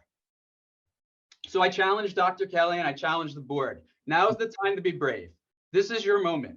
Now is the time to stand up, show that you're listening to your constituents, show that you're listening to the students, and do the right thing. Thank you. Thank you. And with that, we're going to move on to the long-term planning portion of our meeting. I'm going to turn it over to Brian McDonald and Beth Behrend. And after they're done with their presentation, we're going to go back to public comment. Public comment will first be, this is the agenda item. Public comment will first be on issues pertaining to long-term planning report and recommendations, and then we'll move on through the hour with additional time for public comment. And so with that, Mr. McDonald and Ms. Barron, I turn it over to you. Thank you, Ms. Kendall. Mr. Bolden, would you put up the presentation, please? I want to welcome everyone to the long-term planning open meeting. We've been planning this for a long time and would like to have an opportunity for the board to talk about some very important issues together in a public forum so that we can begin to kind of restart the efforts that we had 3 years ago to try to come up with some long-term solutions for the challenges of growth in this community. I'll just say that I'm privileged to be co-chair of the Long-Term Planning Committee with Brian McDonald. Also on that committee is Susan Cantor, Michelle Tuck-Ponder, and Jean Durbin. And today, this is a working committee meeting of the whole, which means we don't take any action, but the whole board is here and we have noticed it as such. Just to make sure I'm not leaving anything out. And for the board's purpose, we're going to go through some slides and then we're going to give time after each slide to have some questions or conversation. I think more toward the end of the deck is when we really have some meaty issues to discuss. And then we will be followed by Dr. Tu giving a presentation on the rebalancing of the elementaries. So first, we want to say, this meeting is to discuss planning priorities, timelines, and next steps related to the growth and anticipated growth of our community. The board is charged with providing appropriate educational facilities that reflect our community's values for education. As enrollment has grown, we have prioritized maximizing the use of existing spaces and have only turned to cost-effective expansion with careful and deliberate planning. Our community is growing with over 1,100 new residential units planned in the next few years and more new housing anticipated thereafter based on state mandates. PBS welcomes additional children to enrich our student body and to benefit from the educational opportunities offered here. We know our facilities need updating and/or expansion to accommodate and support students over the next 5 to 10 years, but we do not yet have specific solutions. So today's conversation will focus on planning, priorities, timelines, and next steps. So, Mr. Bolden, you can turn.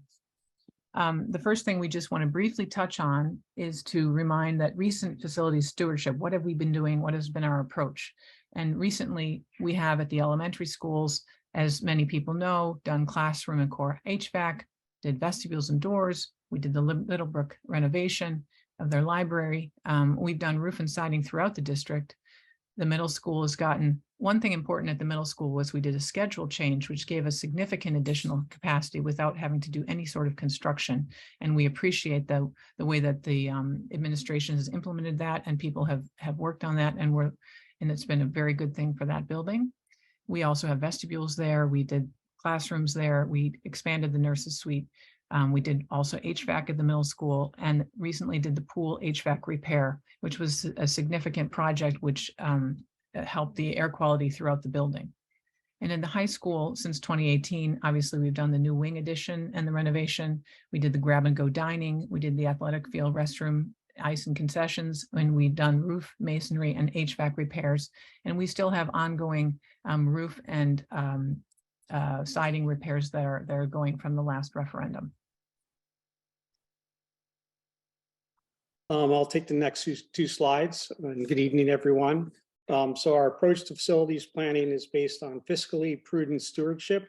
And I want to give a shout out to the hardworking operations committee and to the staff, Matt Bolden, Dave Harding, and others who've really worked extremely hard to make sure our buildings are well maintained and that we plan for the future. Providing appropriate facilities within significant financial constraints is very challenging. We have an annual operating budget that can only increase 2% over the previous year. Generally, we will take waivers when they are available. We have a 2% tax levy cap. That means that the operating budget does not automatically increase with new residential or multifamily, single family or multifamily units coming online. Many costs, including compensation, transportation, and the charter school are rising by more than 2% per year, all of those much faster than 2% per year, which creates an ongoing structural budget gap. New spaces may result in staffing and maintenance cost increases, and how we utilize facilities impacts staffing and transportation costs. Let me just pause there, see if there are any questions. I'll keep going. Yeah, sorry. It's Debbie. I don't know if you can see me. What do you mean by how we utilize facilities impacts staffing and transportation costs? It means that if we use, for example, we're going to talk about some different models for how we could use the elementary schools. We don't know the answer yet, but if you think about how you use your buildings a bit differently, you may be able to staff grade levels, for example, in one building. Okay. Right. And that's a much more efficient and much better way of allocating children, as opposed from having one in each building. And also the fact is that now we obviously are transporting children in all sorts of different directions because they're not staying in their zoned school. And the other thing is new spaces. You need to think about, in the past, there's been proposals for new buildings. And when you propose a new building, you need to have a new administration. You have a whole separate group of people that have to run that building. So when you think about, do I renovate and expand a building versus a new building, there's actual budget impacts of that. So we want to make sure we're always thinking about the financial implications of how we're planning our buildings. Got it. Thank you. Yeah, and obviously if there's new space, it has to be cleaned, it has to be heated and lighted. So there are some additional costs. All right, the next slide, Mr. Bolden, which is one of your favorites, right out of last week's or 2 weeks ago when we had we adopted a tentative budget. This is a slide that shows what we hope was the high point in terms of debt service on our facilities. What we've tried to be very clear about for the last several years is that we've had debt coming off the books. So the part of the tax bill that's represented by debt service on the facilities has been declining. That is because our past investments have matured, and we're going to almost certainly need to make some new investments in the buildings to make sure, one, that we're addressing major maintenance, two, that we are creating spaces that are very suitable for 21st century teaching and learning best practices, and then three, where needed and if needed, we may need to expand capacity. So those investments would cause the bars to move back up. But what we have said is we hope very much, and we'll do everything in our power to make sure that the net doesn't rise above the high point reached in fiscal year 2021. So before we look forward in what's next, we just want to make sure we review what we've learned, because now most of us have been on this board for about over 3 to 5 years, and we have been trying to come at this problem and challenge of growth and renewal and updating of our buildings. We've done a lot of work, we've done projects, we've learned a lot. And so, we've learned, and we've been doing demographics for now since 2017, at least in my experience. I came on the board in 2018, but the demographic projections are trending upward. They just are. They keep going up. We know that building projects take 1 to 4 years from planning to completion, before children can be in the seats. It just takes a long time. You've got professional planning that has to happen. There's long approval times. We have to take low bid contractors by law, which often results in us having to work with businesses that are not necessarily the most efficient or fast. We've seen that in the high school. It's taken us from the 2018 referendum approval until just recently, the beginning of the school year, actually to get the space online. And that's been for a number of reasons, including supply chain and other things that have really come out of the blue and a pandemic. So we just know there's a long runway. We know that renovations are cost effective because the state pays up to 34% of debt service on renovations, as opposed to new construction, which they pay significantly less.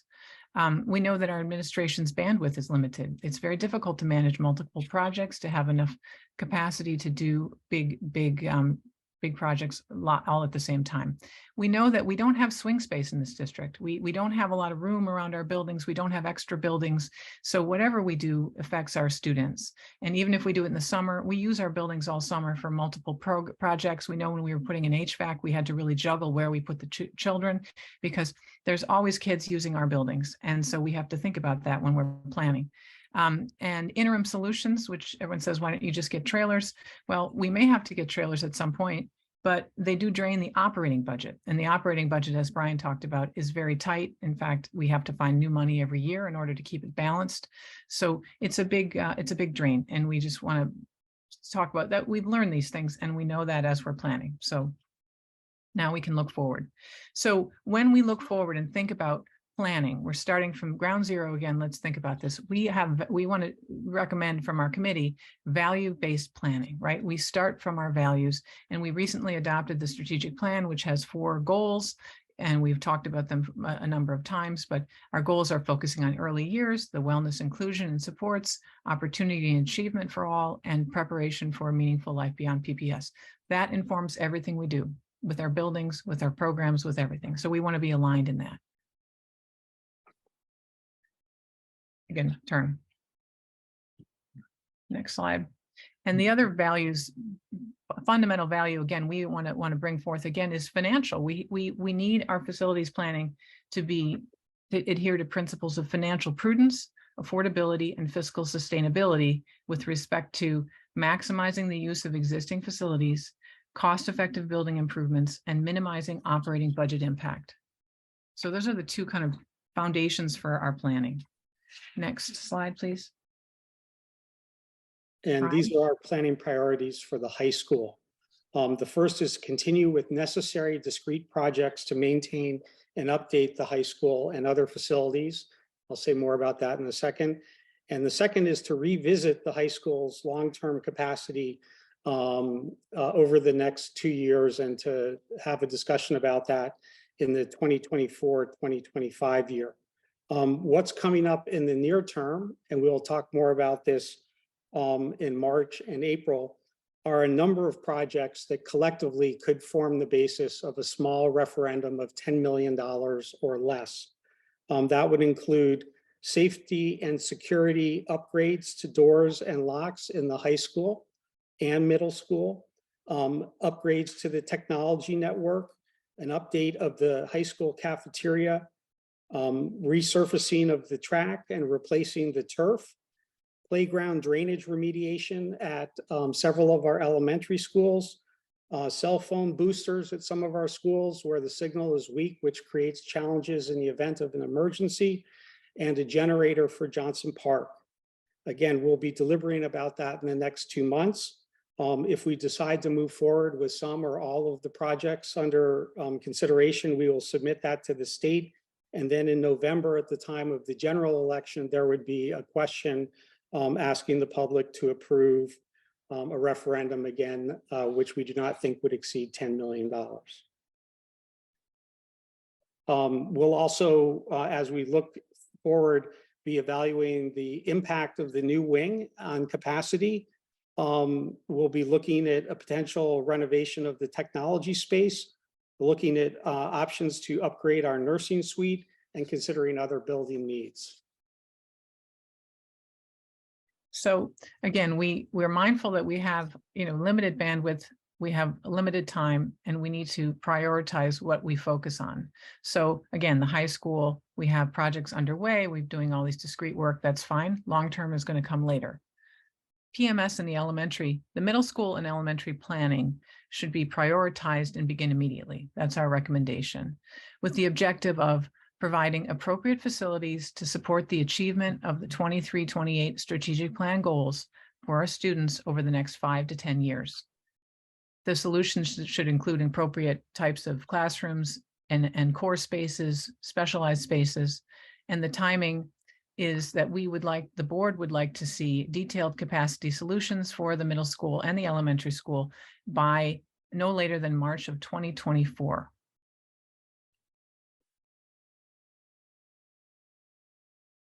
All right, the demographic projections.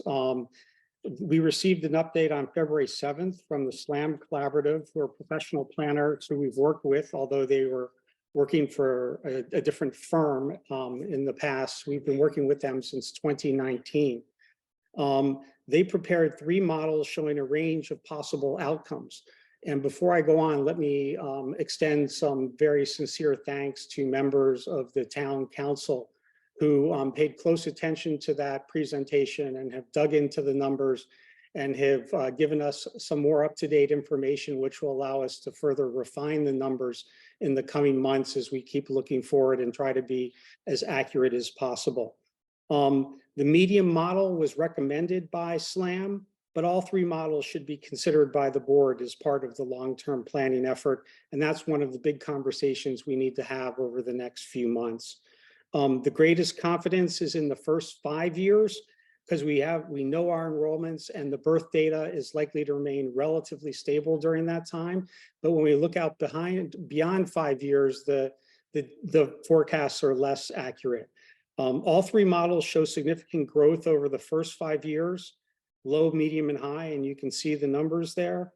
And over the final five years, district-wide growth is projected to slow down, and you can see the numbers at the bottom of the slide.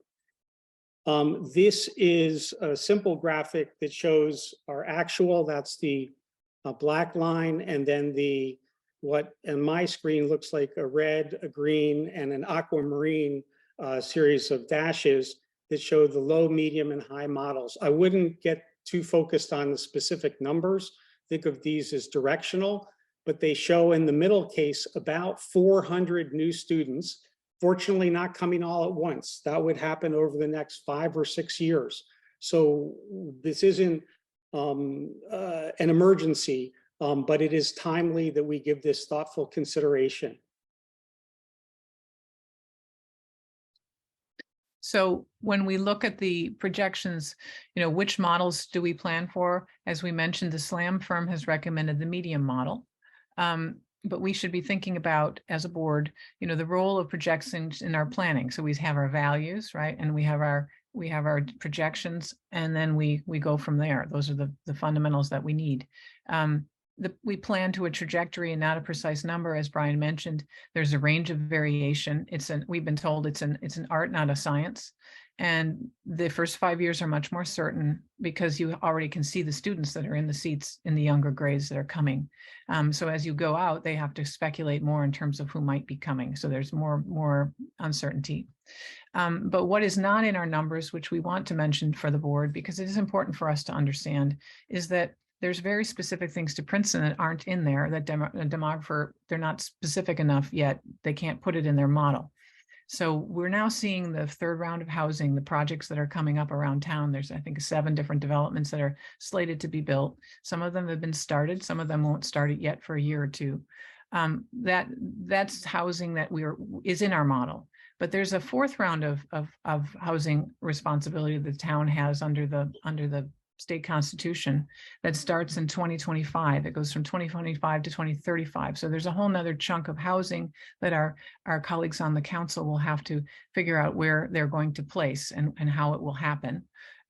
So that housing's coming, and we don't know exactly how much there is there yet, and we'll hopefully work with our colleagues on council to understand those numbers when we can, but they're not in here.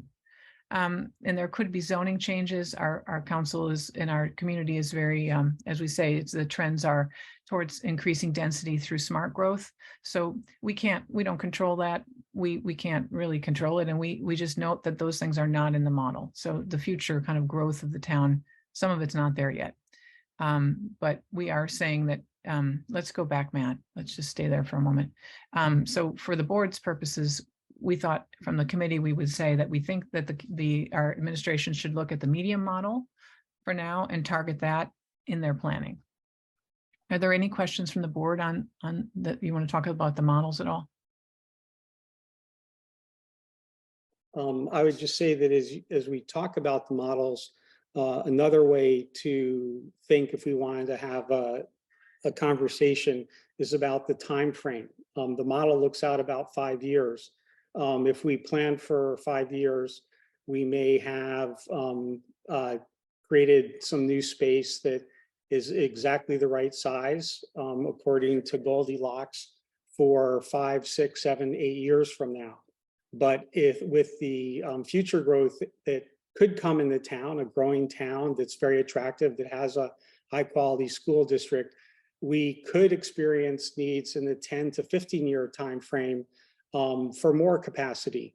And some people would say, well, why don't you plan for that now and build now? It's more cost effective to do it once than it is to do it twice. The committee doesn't have a recommendation about that right now. We think that's a full board discussion. Daphna? So when would we have that discussion? Is that something for today, or is that something? Well, we can talk about that now. I just think we don't, as Brian points out, we've looked at this before, and initially before the pandemic, we tried to think about planning for 15 years out, and that was our trajectory, but it was a very big ask, and it was a very big project. And then pandemic came, and now we're just trying to really focus on what we can actually predict 5 to 10 years. But I mean, I can give my 2 cents because I haven't weighed in on this yet, and I just think we should go with the medium model. I think that's what the experts are recommending, and we know in the past that the demographic projections beyond 5 years have not been very reliable. I know on the other hand, there's 1,100 new homes coming to Princeton, so I'm not naive, but my concern is I wouldn't want to overbuild. So that's just my 2 cents on that. Okay. Does anyone else want to comment on that? I mean, it would be helpful if we could have general board consensus. We're not obviously making decisions here, but if people are comfortable with the medium model, we should let our administrators know. If anyone is not comfortable with that, we should talk about that now. Can you go back and show it again? The previously, there we go. Yeah. Thank you.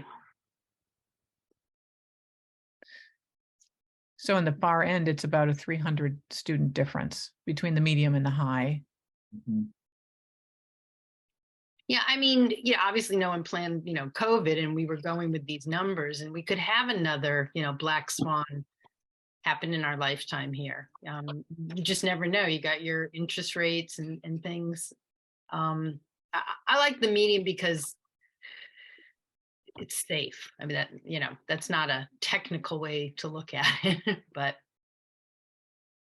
Well, I think the medium, our planners would say is the case where you're least likely to either underbuild or overbuild. I think that this community wants us to be very careful with the dollars. And so my own personal thought is that we should focus on the medium model, but keep our eyes open. In a year, in 2 years, we'll get updated numbers. And if the trends seem to be trending higher, we can revisit the conversation, because we won't really be looking at the high school capacity for another 12 to 18 months. Mara?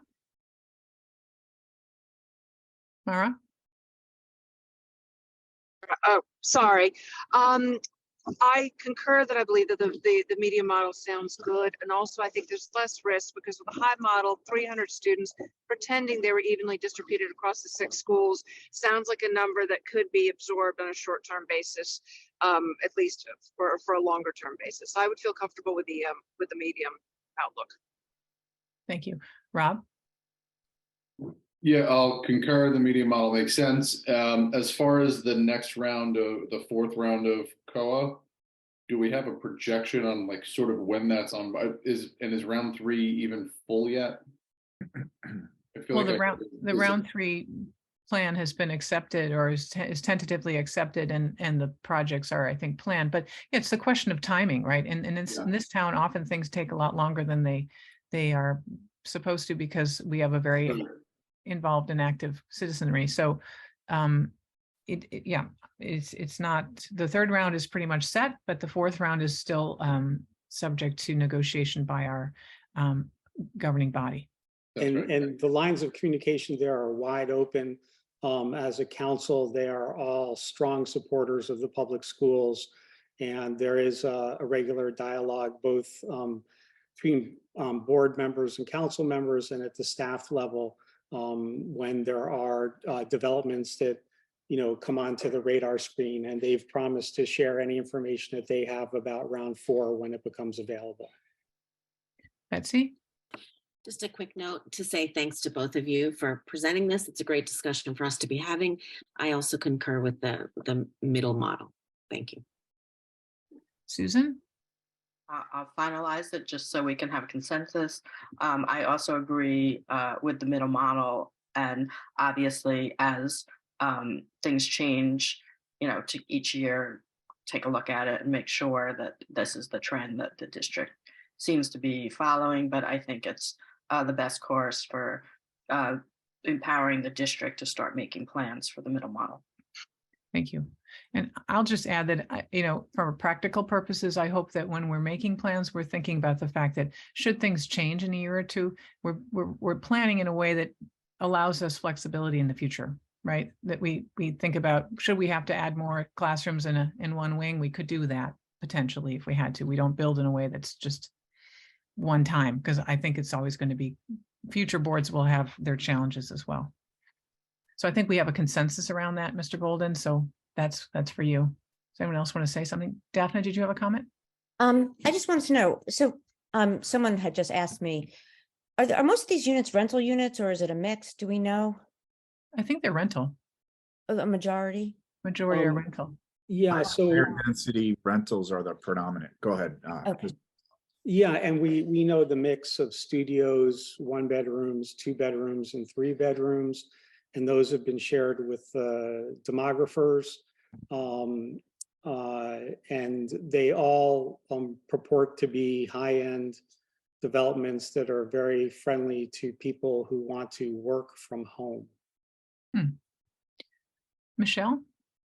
Oh, I just wanted to say that I was on the committee and I endorsed the medium model. I also wanted to note there are a lot of people still living in this town who remember when Johnson Park was shuttered for several years because our student population declined. And so I endorse the middle model because of the flexibility that it offers to us. And I just think it's the most prudent way to go forward when there are so many unknowns. So just want to say Thank that. you. Thank you. Susan? Oh, I already spoke. Let me lower my hand. Oh, okay. I think then, Matt, we can move on to the slide 14. So we're coming to the conclusion here, but one of the other things we recommend, and we just want to come back to, is we've had a lot of work that's been done. We've had a conversation around this issue now for 3-4 years. And we had planners that, talked to the community in February of 2020, right before we shut down. We had a big community forum with about, 400 people. We had some really good community feedback. We have planner reports from 2020 and 2021. And in those reports, there's a number of big ideas, and we want to just bring those up here for discussion. We're not making any decisions. We don't have any answers, but these are ideas about how best to configure our elementary schools in particular. And in those reports, they look at the benefits of redistricting versus not large redistricting, small redistricting, a sister school model, changes to the program, the schedule changes, which like at PMS, that was a surprise to everyone on the board when suddenly we discovered we had this additional capacity, which was really a great thing for the building, because they changed the schedule. They fundamentally rethought how they use the building. So we just want to say these are big ideas. We're not proposing any of these in particular, but we encourage the administration to go back and look at the existing work that's been done and take advantage of that. We spent money on it. We spent time. And the planners at that time really spent time with the community. So those are some good ideas. And I think as a board, we might want to talk a little bit about what some of these things mean, so people understand what the words are. So Betsy, did you want to ask a question? Well, I just would love to say, I hope as we move forward, and looking to our administrators to really include our practitioners in these discussions as well, the teachers who are using the space, who teach in our schools, our administrators, our support staff. How do we think, what do we think is the best way to teach our students now and in the future? And I really, really look forward to these conversations, but just want to make sure that these voices are included as well. Thanks. Great. Jean? I just wanted to say I echo Betsy's good comment about including our teachers in the conversation about how to use the space. Thanks. Yep. Yeah, so just to confirm, we're asking our administrators to look at these models. And I wonder if, for the benefit of the public who weren't here, have not recalled what we discussed 3 years ago on February, I think it was February 19th, 2020, just a couple of weeks before COVID hit. But the sister school model is one that has been adopted in some communities, and one that our planners are familiar with. And the way that would work in theory in Princeton is you would take, of our 4 schools, you would take them in 2 pairs. So hypothetically, Johnson Park and Community Park would be paired, Littlebrook and Riverside would be paired. And one of those schools would be a K-2 school, and the other school would be a 3-5 school, which would allow for significant more balancing of class sizes, have more students at developmentally the same or similar ages together. There are some negatives that come with it, more transitions, and it can be challenging from a transportation perspective. But that's the snapshot of the idea that we'd be asking our administrators to consider, along with several other ideas. Daphna? So I just wanted to ask on the sister school, I know we're introducing it for the first time, but I guess I would like to leave, I understand there's economic costs to doing so, but I would hope we would leave a decision like that to, Dr. Kelly and Dr. Tu, and get recommendations from their staff as far as, what's in the best, what is pedagogically correct for kids. Right. Good. Yep. Yeah, I think that's we'd like the community to be involved in talking about all of this, but that model in particular would be one where we'd want a lot of community conversation, I would think. And to hear from our educational professionals in Yes, terms of how that absolutely. impacts what they're doing with the kids. So that's just, and I will say, we'll post this, Mr. Bolden, I assume we can put this deck up on the website for the public, maybe on the planning page under the board. We already have, if people are interested in some of these past reports, which have all sorts of information in them, and they're as I said, were prepared for us by consultants. They are things that we have looked at, but definitely have not even had time to discuss because of the pandemic. We kind of got, stopped in our more larger collaborative planning because we weren't able to do that. There's a lot of information there. And if you'd like to inform yourself, there's a planning section, and it has a lot of this materials where people can look at it and see what's been suggested in the past. There's nothing being decided right now, and we're asking the administration to kind of start the process for the year ahead. So maybe any more questions? Daphne, did you have a question, or is it just? I didn't learn. One final exciting slide. One final exciting slide. So the next steps, again, to repeat, we'd like the administration to provide us with a timeline of major milestones, including dates for required submissions, approvals, and public review and comment by April 25th, 2023. So that's pretty quick, but we do have, the planners hopefully working with us, and hopefully we can get something so we can see where we would have to go in the next year. We asked the BA to assemble the appropriate planning team in the next month or so. We then asked that the administration execute a planning timeline, including opportunities for board and community input and discussion over the next 12 months. And then that brings us to the next piece of our presentation tonight, which is discussing in the interim, and some of the public comment had brought this up tonight. What are we doing with the spaces we have right now, with the buildings we have? We know we have some imbalances. What are we doing in the interim before we come up with the longer term solution for the elementaries? So that does anyone have any more comments before we transition to Dr. Tu? No, Yeah.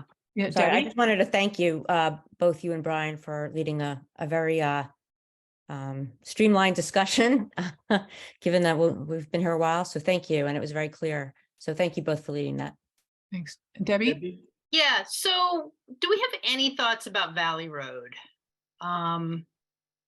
In terms of, I don't know, if we sold it, then we could build something. I know then we'd have to put, the administration somewhere. I'm not missing that fact, but half of it is quite condemned. And I wasn't sure if in your long-term planning, we've talked about it. I love that we might move technology out and get some more room at the high school, but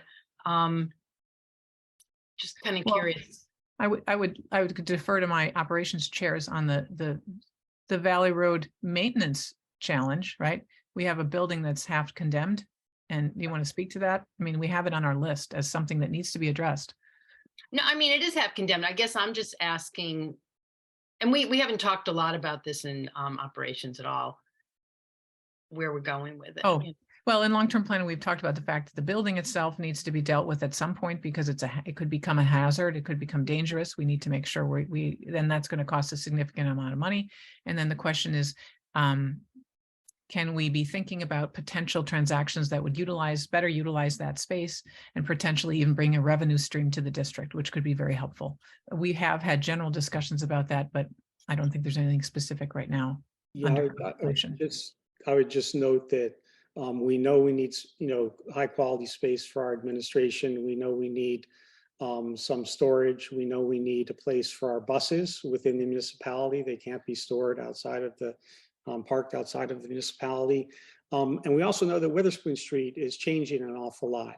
And some people have suggested that it would be an excellent site for multi-use, multi-purpose development that could include multifamily housing. And there are, I think a couple of years ago, public-private partnerships became possible. So there is a model that says we could develop that property, could generate a stream of revenue, and still have space there or somewhere else for our needs.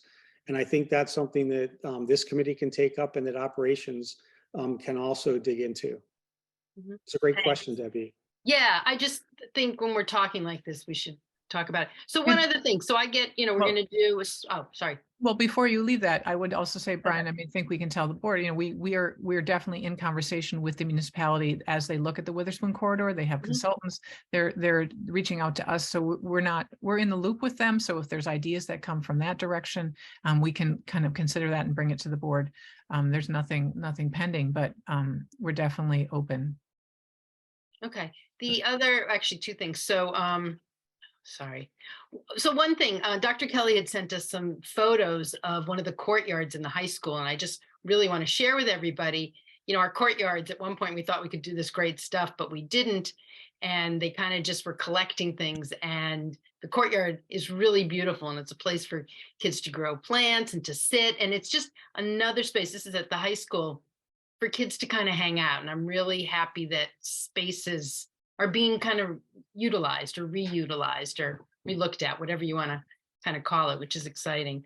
And so our kind of thought is to do a 10,000, a smaller referendum, million for security and for some of our fields and things. But I guess we're also, if we're talking about this medium, we're talking maybe 2 years having something bigger, 3 years. I mean, or I guess a lot also depends on what the administration comes back with in terms of kind of our elementary schools to even that part out. But that we're looking long term for what we need to do. And we also heard the community that we know we need some things done, and it's very clear there are items that are pretty easy to explain. And we have an election every November, nothing special, it's there, and we can put a question on at that time without paying for an extra election or anything. So I think the idea is that next year to put some, items like the high school cafeteria, there's a really great plan to make some additional space and make it much more efficient for our students, safety and security stuff. I think that's what's in there. Okay. But we'll be discussing that in more detail, I guess, in upcoming meetings. Good. Thank you. Daphna? Thanks. Just going back to the Valley Road discussion. So I'm a big supporter of the Valley Road building. It is located in the center of town, and it was put there many, many, many years ago for that reason. And the town is growing. And so I would just caution that we have a lot going on here. And so the development of Valley Road maybe is something that could wait. But I with the field and the need to have buses located in the town, I would be hard pressed to want to go outside of our mission of educating kids. So I just wanted to add that. Thank you, Daphna. And as we mentioned again, and what we tried to show tonight is we really need to prioritize and get moving on the things that are key to the students, which is why we've said elementary and middle school need to happen immediately. And we have limited bandwidth and we can't focus on everything at once. And so that's our recommendation. So thank you. Susan? Yeah, I wanted to say, I'm excited the district is focusing in the smaller potential referendum coming up on some of the things that our student board members have brought to us, some of the issues in the high school with connectivity, with the cafeteria. And so I'm, glad that the leadership that our student leaders have shown will hopefully bring some improvements to the high school facilities. And also, I think, there's a lot on the elementary level to digest here. So I'm looking forward to, how our educators look at the benefits of each of these programs and, hopefully a robust partnership with not only our teachers, but our community, so they really understand the options and the benefits that some of these options can bring to the students. Thank you, Susan. Dr. Kelly. Thank you. Thank you for such a comprehensive report. Would you mind going back to the slide that says next steps? Sure. Matt, would you mind? Thank you. All right. So for the first bullet by April 25th,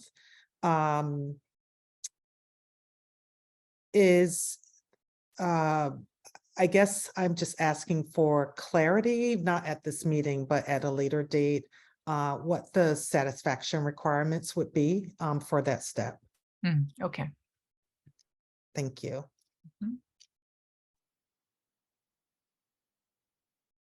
All right. Is there any more questions? If not, I think, Matt, shall we hand it over to Dr. Tu?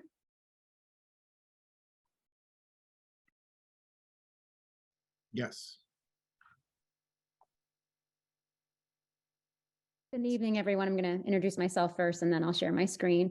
So I am Kim Tu, to our public. I am the Assistant Superintendent of Curriculum Instruction, and joining me tonight is our elementary administration team. I think it's important to honor their time here as well. So we have our 4 elementary principals, our Supervisor of Elementary Student Services, Eric Slozak, and our Supervisor of Elementary Education, Sarah Moore, as well as Nikki Crucifilli, our Director of Student Services. So they're going to be helping me and Dr. Kelly present tonight about elementary enrollment in our school district. So a couple of things before we get started, because we've been getting a lot of emails this week, and I appreciate our families, sharing their concerns, what they wish elementary enrollment can look like, and so forth and so on, and just really important conversations that need to be had at our district.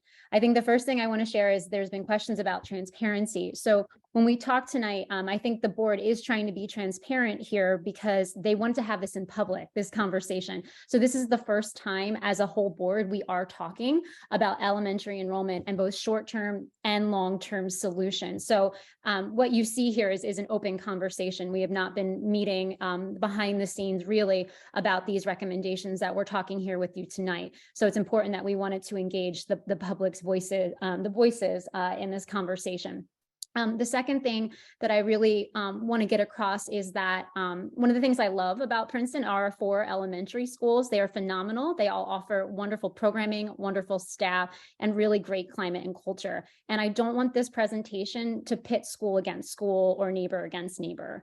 And I just really want to make that clear tonight, because really, as I think Beth and Brian really showed, we're facing increasing enrollment pressure here. And so we're just trying to think about our students. They're not numbers, as Betsy always says, they're students. And our learners and our children, and I am a parent of an elementary child, so I understand. And so we're really just trying to think about what's best for our school district to set us up for future success as we keep facing increasing enrollment pressure. So I just want to kind of, set the stage tonight, and others will be joining in on the conversation as well. So I will share my screen now. Okay. So really, what the board has charged us to do, because they are active community members and they are experiencing and they see from our families in the district the increasing enrollment pressures and student needs from the pandemic, we really talked about various strategies and supports to help alleviate those pressures, both short-term and long-term. And really what we're looking at here is a two-pronged issue. Our elementary schools, as we mentioned previously, are currently not balanced, that they're not, some are at over capacity and some are under capacity. And so talking about capacity itself is hard, as Matt Bolden, our BA, always says, because sometimes we have unique programming. So at Riverside, we have a lot of self-contained programming to support our students with IEP needs.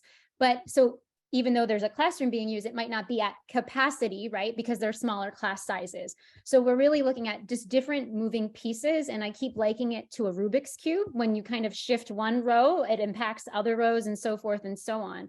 And so we have 4 elementary schools, but for whatever reason, a lot of move-ins into the Littlebrook zone and the CP zone over the past few years. And so we've just been facing those pressures, as I'm going to keep saying tonight. And so we looked at various solutions to help do short term, because we can't just add classrooms, as we have to go out for a referendum. We have to get approval from the NJDOE. And, the students, there's going to be 2 neighborhoods coming online in September, which we'll talk about in a little bit. There are students, we have to welcome them and we have to find space for them. So these are just different pressures that we are facing. And so no solution was perfect. We weighed benefits, we weighed drawbacks. Here are some things, though, that we did prioritize in looking at the recommendation for the board tonight. Really trying to address class sizes this coming September and capacity of our buildings. We really wanted to keep our siblings together. We thought that was very important, that if we were doing any kind of shifting or moves, that we would not be, moving families apart from one another at this time without plenty of advance notice. Making sure that we are keeping our self-contained programming at its current locations, and really thinking about step 1 and step 2. What is our short range planning goal? What is our long range planning goal? as the board talked about tonight for the first time, this idea of sister schools or redistricting, making sure that are we really utilizing, looking at enrollment trends where we have space for our students. So here's our current enrollment information. So for 23-24, so actually it's our current leading into September. So this is what's on the books now for September, including our current kindergarten registrations as of now. So we will have approximately 80 Community Park DLI opt-out students attending Johnson Park, excluding those in IEP-driven programming, and 20 Johnson Park students attending CP for DLI programming. I do want to make it known to the audience that an opt-out doesn't mean that they don't want dual language immersion. An opt-out could mean they moved into the neighborhood and they have a fourth grader and it's too late in the program because you have to enter the program by the end of first grade because of that language immersion. So that helps shift some of our balance, right? We have approximately 48 CP DLI opt-out students attending Littlebrook, with Littlebrook sending 31 students to CP. So it's a little bit more balanced. And then we have approximately 15 CP DLI opt-out students attending Riverside, excluding those in IEP-driven programming, and 18 Riverside students attending CP for DLI. One of the questions we might hear from the community is, well, why is there so many more shifts to Johnson Park and Littlebrook? It all really relates to bus runs and making sure that if there's existing bus stops and transportation for students, there's a lot more runs for Littlebrook and Johnson Park just because of the way the zones are laid out. The administration this year has really tried to work with Donna Braden, our transportation director, who is amazing and works miracles, to shift more students to Riverside because we were getting higher class sizes at the upper grades, especially at Johnson Park and at Littlebrook. But you know, it all is a matching game when we work with our registrar and our transportation office. So currently Littlebrook has the Institute for Advanced Study that is in the JP zone, sending students to Littlebrook. So we bus those students across town, and that's approximately 15 to 20 students a year. Some students stay for more than one school year, but most are here for less than 18 months. And as of March 20th, as of today, we have 136 fully enrolled and 21 partially enrolled kindergartners for the 23-24 school year. We can kind of estimate, this is early on in the season, about 180 kindergarten students for September. But I'm just going to give you the numbers that we have as of now, because that's the numbers we have as of now. And then we currently have 261 fifth graders across the district. So as you can imagine, as you know, students move into the system, our numbers grow. So we're starting at 180, we probably will top out over 200, 240 by the time this incoming kindergarten class gets to fifth grade. So it's what's nice is because we're feeling some enrollment pressures in elementary, a bigger class is leaving, a smaller class is entering. Okay, now I'm going to turn it over to Eric to talk about our current 2022-2023 enrollment. Right. This slide represents obviously the current numbers, our student enrollment at this time. And as Dr. Tu mentioned earlier, you can clearly see on this chart some of the imbalance that we are charged with addressing for the 23-24 school year. You can see just how many students are attending both Littlebrook and Johnson Park versus Community Park and Riverside, and some of the things that were talked about earlier that the board had mentioned in their presentation, and some of the things that we are tasked with as elementary administrators, and as we're working with principals and with Dr. Tu to help alleviate some of that disparity between our enrollments. Thank you.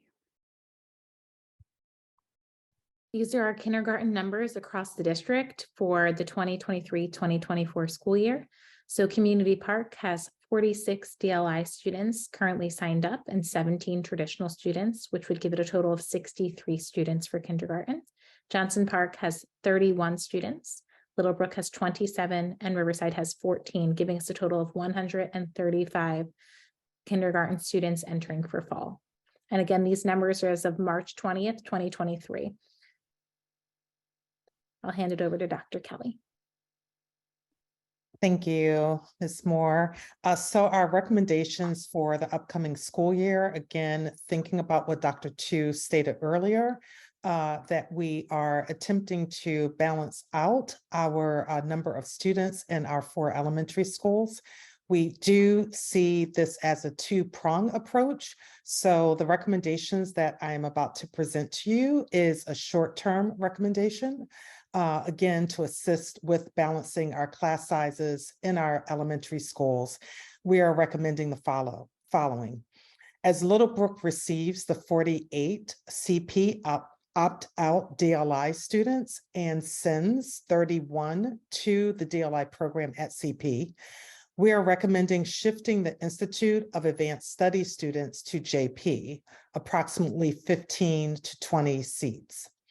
And as JP receives about 80 CP opt-out students, excluding the IEP-driven programming, and sends 20 students to CP, we're recommending shifting all of our opt-out students to CP for the 23-24 school year.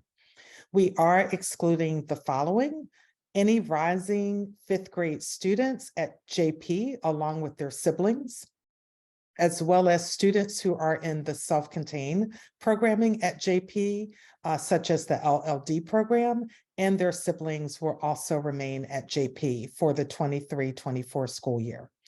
We intend to shift staffing to support the class section needs at CP, and the total number of students moved from JP to CP is 57 students. New neighborhoods coming online in the fall will be sent to Riverside.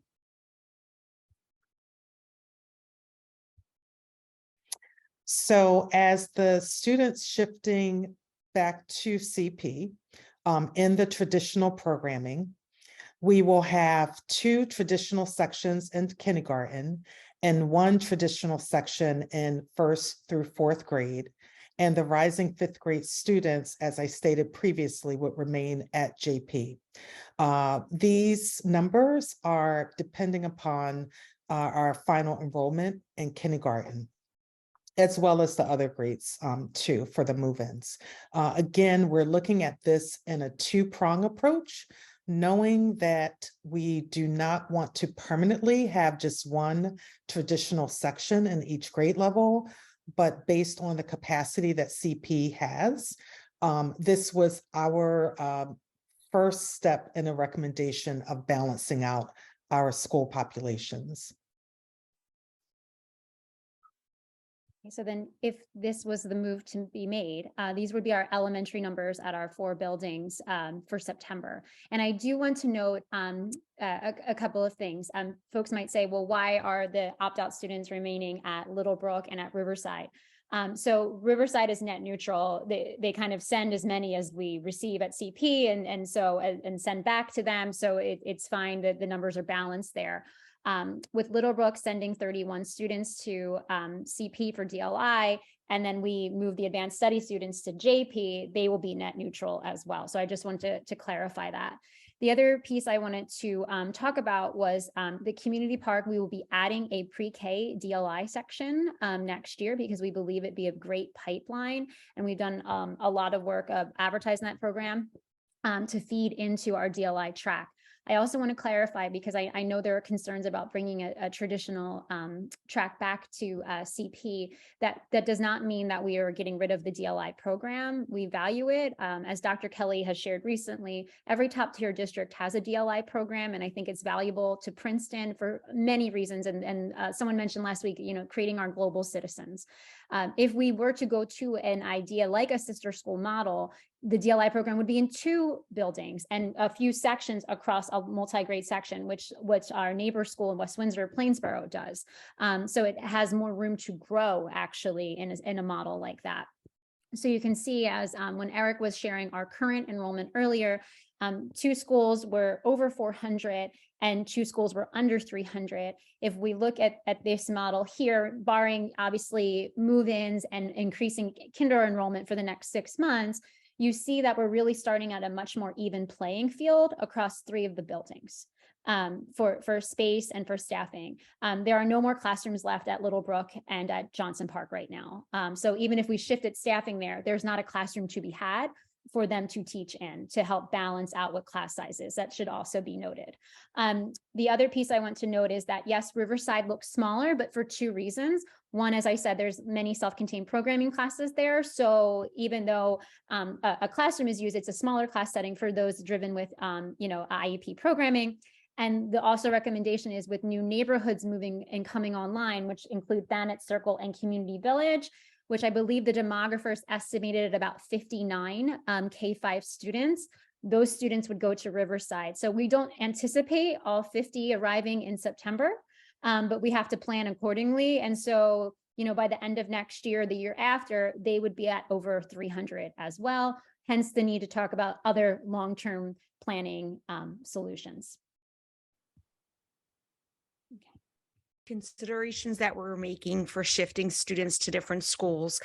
For one, at the end of the summer, affected buildings would host welcome events for new families. In addition, each building will welcome their new families and students and plan activities to ensure that they become a vital part of the school community. Transportation will also reroute students and create new bus routes for outside of any of the walking zones. Princeton Public Schools will also do its best to create buffers in class sections so that any new move-ins have space in their zone school and will not have to be given an alternate placement in another school.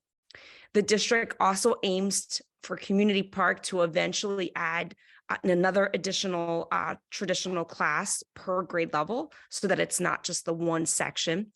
And then students with IEPs, 504s, or ELL program will continue to have those services in their new school assignment. Oh, Susan, did you have a question? I'm sorry. I'm just curious, are you intending to limit the enrollment in the DLI, or are you trying to accommodate all the students that wish to participate in it? That's a great question. So right now we are projecting 3 DLI sections for our rising kindergarten classes, and there's a little bit of space within those 3 sections. And then the 4th section would be a traditional track. So I think that's where we would make the recommendation, because we also, you know, we are at capacity at that. If we have these traditional sections in each grade level, excluding 5th grade, and we're adding a pre-K DLI classroom, there's only so much instructional space at Community Park. So we would be basically at capacity at that point for those 4 kindergarten sections. Now, if we were go to other models, such as like we keep talking about sister schools, but these are further conversations that we need to have with our community. You could have, you know, let's just say 6 or 7 kindergarten sections, and then we could really be based on need and enrollment preferences, for lack of a better term. So in like a sister school model, you could have unlimited based upon what people want. That number of DLI classes, and then still be running traditional classes. As long as we have the staff who are bilingual, obviously, yes. Yes. All right, I'm going to go to the next slide.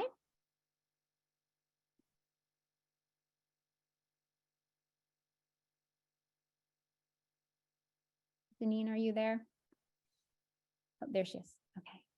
I am here. I'm sorry. The slide looked different to me than I had previously seen. Okay. Okay. So we have had at Community Park School traditional classes and dual language classes for the last 8 years. So we have experience with integrating and working to make students and families feel welcome and feel as though they are part of one community.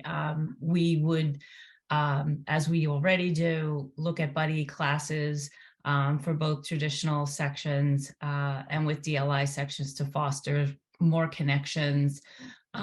We just started in conjunction with our responsive classroom work this year, mix it up days at lunch, and encouraging kids to sit with students that they might not traditionally sit with.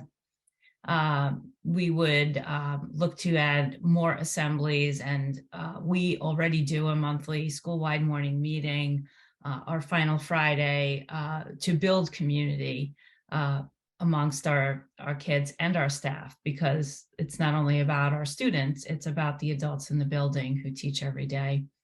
And then continuing with the district's initiative to offer social emotional learning and community building opportunities throughout the day to build relationships and to continue to enhance the socialization aspects as well as the learning aspects at Community Park. And so now I'm just going to have Priscilla Russell speak about the DLI program. Yeah, so thank you very much to the board and to Kim and Carol for asking me to talk. And I have to apologize. I wrote out my comments because I still find it pretty disconcerting to speak to a screen, even after our 3 years of doing this. So as Deneen mentioned, we're completing the first 8 years of our dual language immersion program, for which we started actively planning in 2013 with the unanimous blessing of the board. Our first cohort will enter the high school in the fall, with most students placing into the pre-AP Spanish. Pretty good, I think, considering the many bumps along the way. Tonight, our focus is on the elementary program, specifically on reconfiguring of Community Park and our other 3 schools. There have been a lot of emails about this, and I want to talk a little bit about it. As a specialist in dual language immersion, I don't have an issue with traditional and DLI programs in the same school. In fact, this model is the norm around the country. The difference, and this is key and significant, is in the size of the school. These schools are bigger than our elementary schools, allowing, for example, 2 pairs of DLI classes and 3 or 4 traditional classes per grade level. They function as 2 communities, each with the critical mass to be successful. They're 2 communities in 1 building, but each successful. And in that configuration, each strand is comfortable in its identity. And I think it's very important to know what's out there. Kim mentioned when she went to West Windsor that they have much bigger schools than we do. So during our planning period, prior to the start of the program, we realized that due to the small size of elementary schools in Princeton, having 2 strands share a small space could be an issue. And at that point, we determined to aim for a DLI immersion school. We were going strong in 2020, on track to have 4 full kindergarten classes. But little did we know that the pandemic would happen, that families would keep their kids home or in daycare or in private schools that were meeting on site, or that Valley Road would continue to be quite the opposite of supportive of the program. Our program took a hit, but we were able to keep the DLI program going. Many around the country closed at this time. And we are slowly moving back, coming back as the program moved toward and through the middle school and next into the high school. This fall, we were gratified by the support and publicity the program has received. It has reaped benefits in the number of kinders registered for DLI next fall. CP has significantly more right now than a quarter of the kindergarten registrants. This is a fine start if the district is sincere about building the program. It's a fine first step. Nevertheless, I have stated many times that we cannot in 1 year expect to rectify the systematic damage done to the program over the past 8 years. It will take time. Speaking also as a longtime resident of Princeton and a longtime district employee from many centuries now, we do need to tackle redistricting It's a task no one wants to undertake. We are long past being able to say that we have neighborhood schools here in Princeton. I'm on record as supporting the concept of sister schools as an alternative to an immersion magnet school. Twinning could be a logical next step, and I'm so glad that people have already talked about it tonight. This model would give the critical mass needed to support two strands, be they DLI, STEM, or the arts, in one school. It's certainly worth a serious look. Thank you very much. Thank you, Priscilla. All right, so before we talk about next steps, I would love to, I'm just going to stop sharing my screen for a second, receive questions from the board or any concerns that the facts that we have shared tonight. Thank you. Mara? Hi, Dr. Tu. First of all, I wanted to thank you and everyone who worked on your presentation for an excellent job. You guys did great work. Secondly, I'd like to say I'm thrilled to finally be talking about this. I've been anxiously awaiting the opportunity. It's a very important topic, and I look forward to hearing how you intend on including the public in this conversation. And finally, the one concern that I have is that you noted that the Institute children typically only come for about 18 months. And I'm very concerned about those children having just transitioned to a school and then being asked to transition to another school. Adding on top of this, that's an international experience. So I would hope that we would find ways to grandfather those children in. I would hate to think that we would make a child who's only here for 18 months transition multiple times between schools. Thank you. That's a great point. And before Debbie asked her question, I just want to do a shout out to Brian Aschenfelter and Laurie Anito, who really worked to pull all of these numbers together for us and found who was where and really have centralized registration, which was not in existence, prior to 2020. And one of the things that they were able to uncover are that of our current advanced study students, only 3 will be remaining with us for September. So that is very possible to grandfather those 3 students in that you have asked. So I just want to point that out there, and then new registrants moving forward, we could talk about that. Yes. Thank you. Debbie? Yes. Dr. Tu, thank you so much, and everyone else who participated. This is really great. Mara and I sit on the PTO at JP, and it's been tough going the last couple months, and this is great news. I'm really excited. So Eric's, slide that he spoke about, we all know Riverside is a smaller school, and I guess I've always been curious, what is the full capacity at each school? Because you can't look at Riverside's number and just say, oh, they must need more people, because physically it's a smaller school. And so I just want to and I'm sure you are looking at kind of the capacity of each school, that there are no more extra rooms at any of them. And I think it's great that the presentation you brought was really fabulous. I just want to say a couple things about DLI.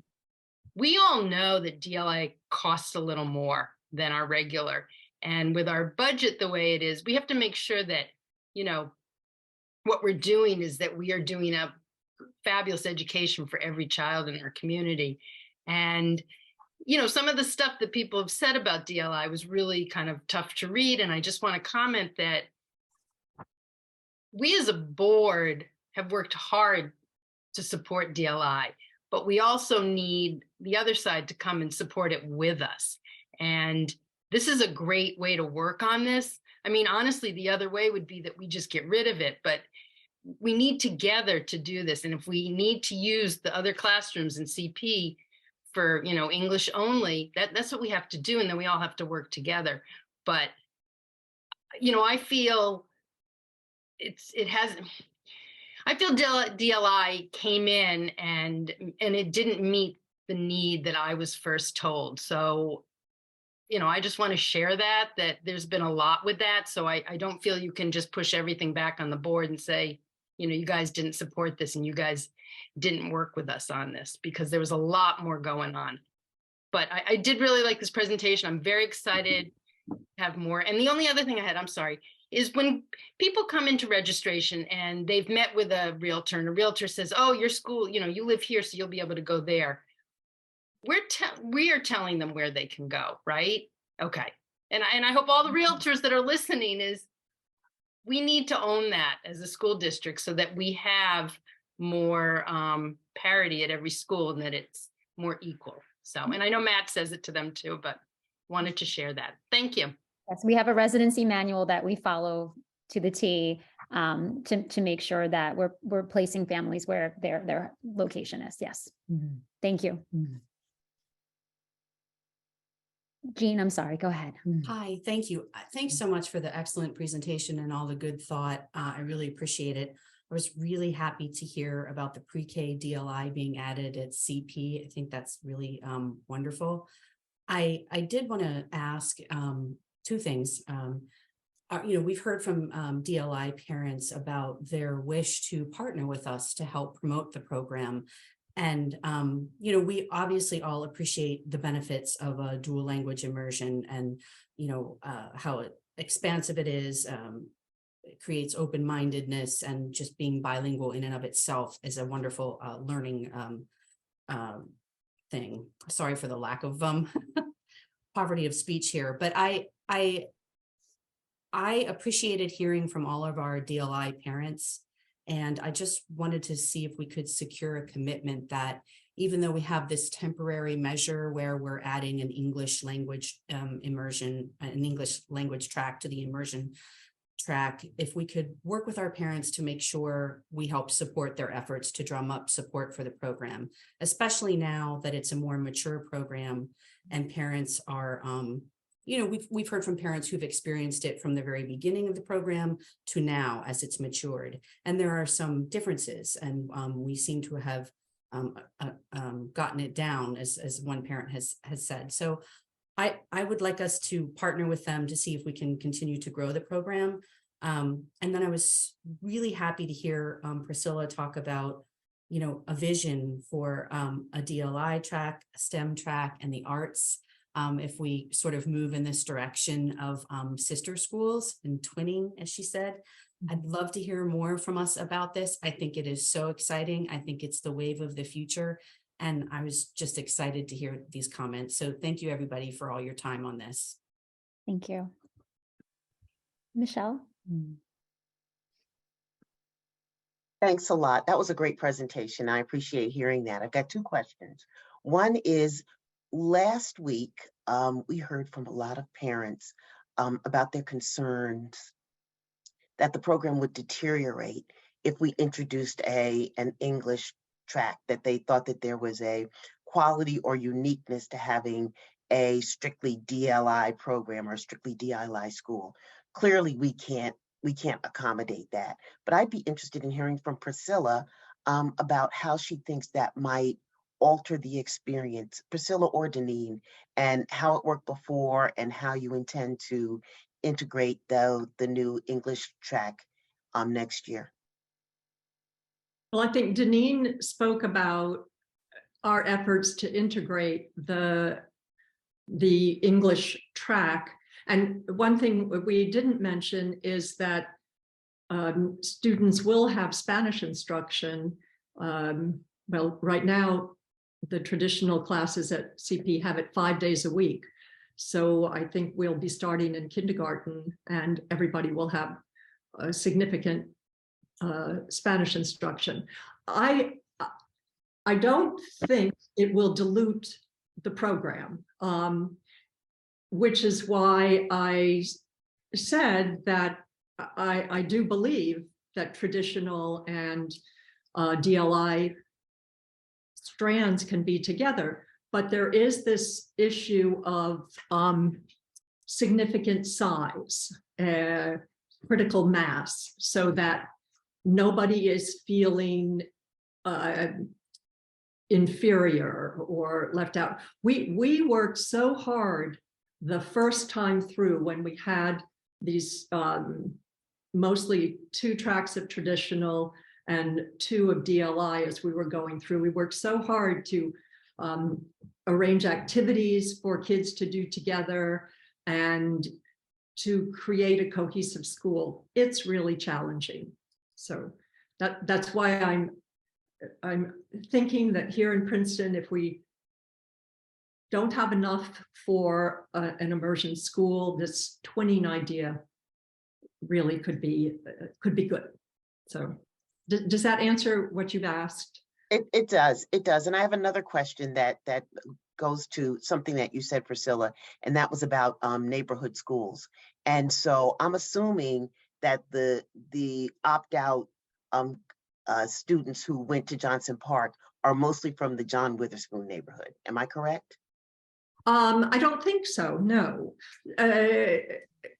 So my next door neighbors are at Johnson Park because they're Danish, and when they arrived, their kids weren't speaking any English. They didn't want them to, at least one of them, to go into the DLI program. So they were sent to Johnson Park.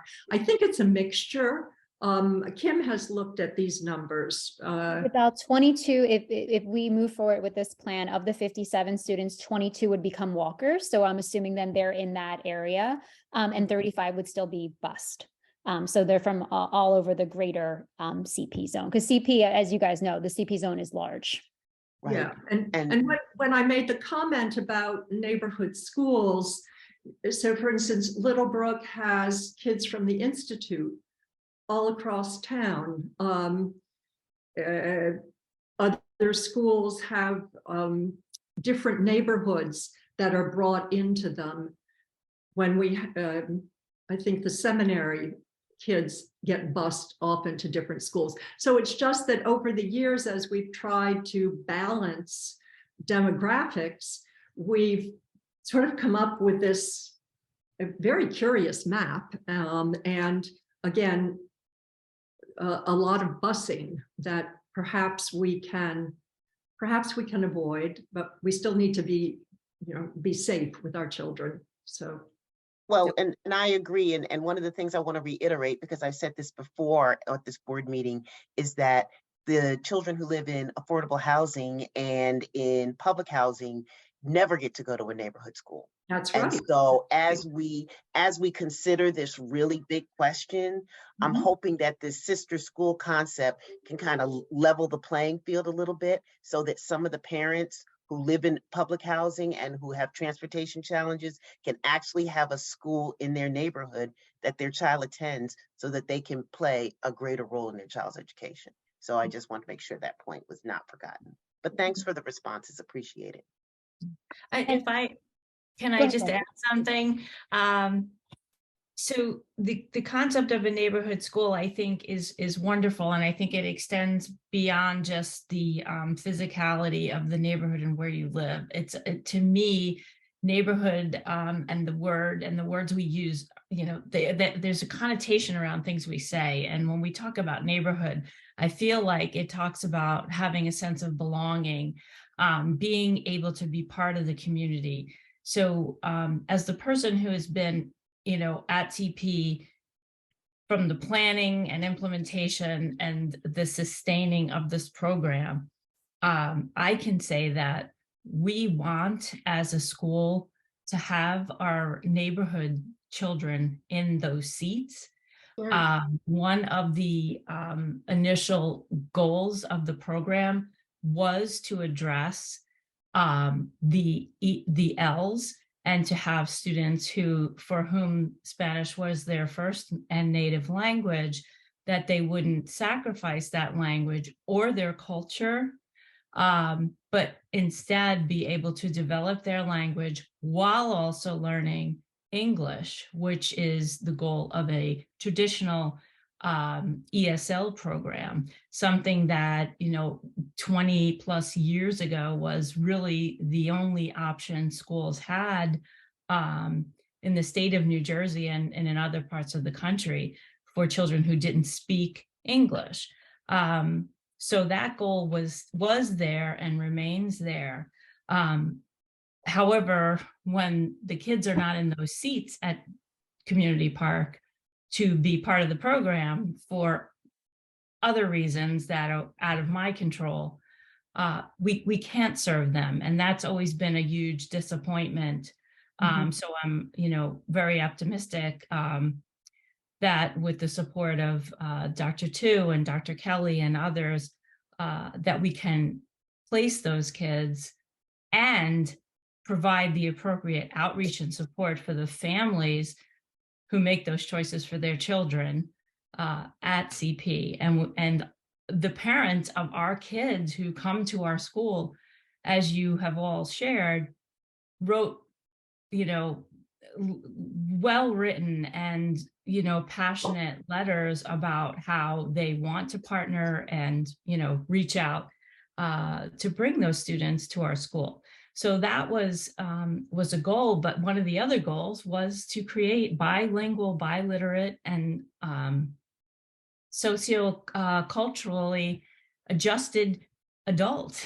That's what we're trying to accomplish. So the vision for me was always very clear, and one that we tried not to deviate from. And I don't mean to take too much time, but the last time I spoke to the full board was when we were a year and a half into this program, and it was set out to be a 3-year pilot. And at 18 months, I was asked to present to the board, who at that time unanimously approved the program to be, a full-time program. So there's been a lot that's happened, in all of those years. So, I personally invite you and welcome you to come in and see it and feel it, and see what our kids are doing. And thank you for, giving me the opportunity to share that little piece. Great. Thank you all so much. You all know, I'm a DLI parent. As a board member, I also have been waiting to have this conversation. I am so glad we're having it now.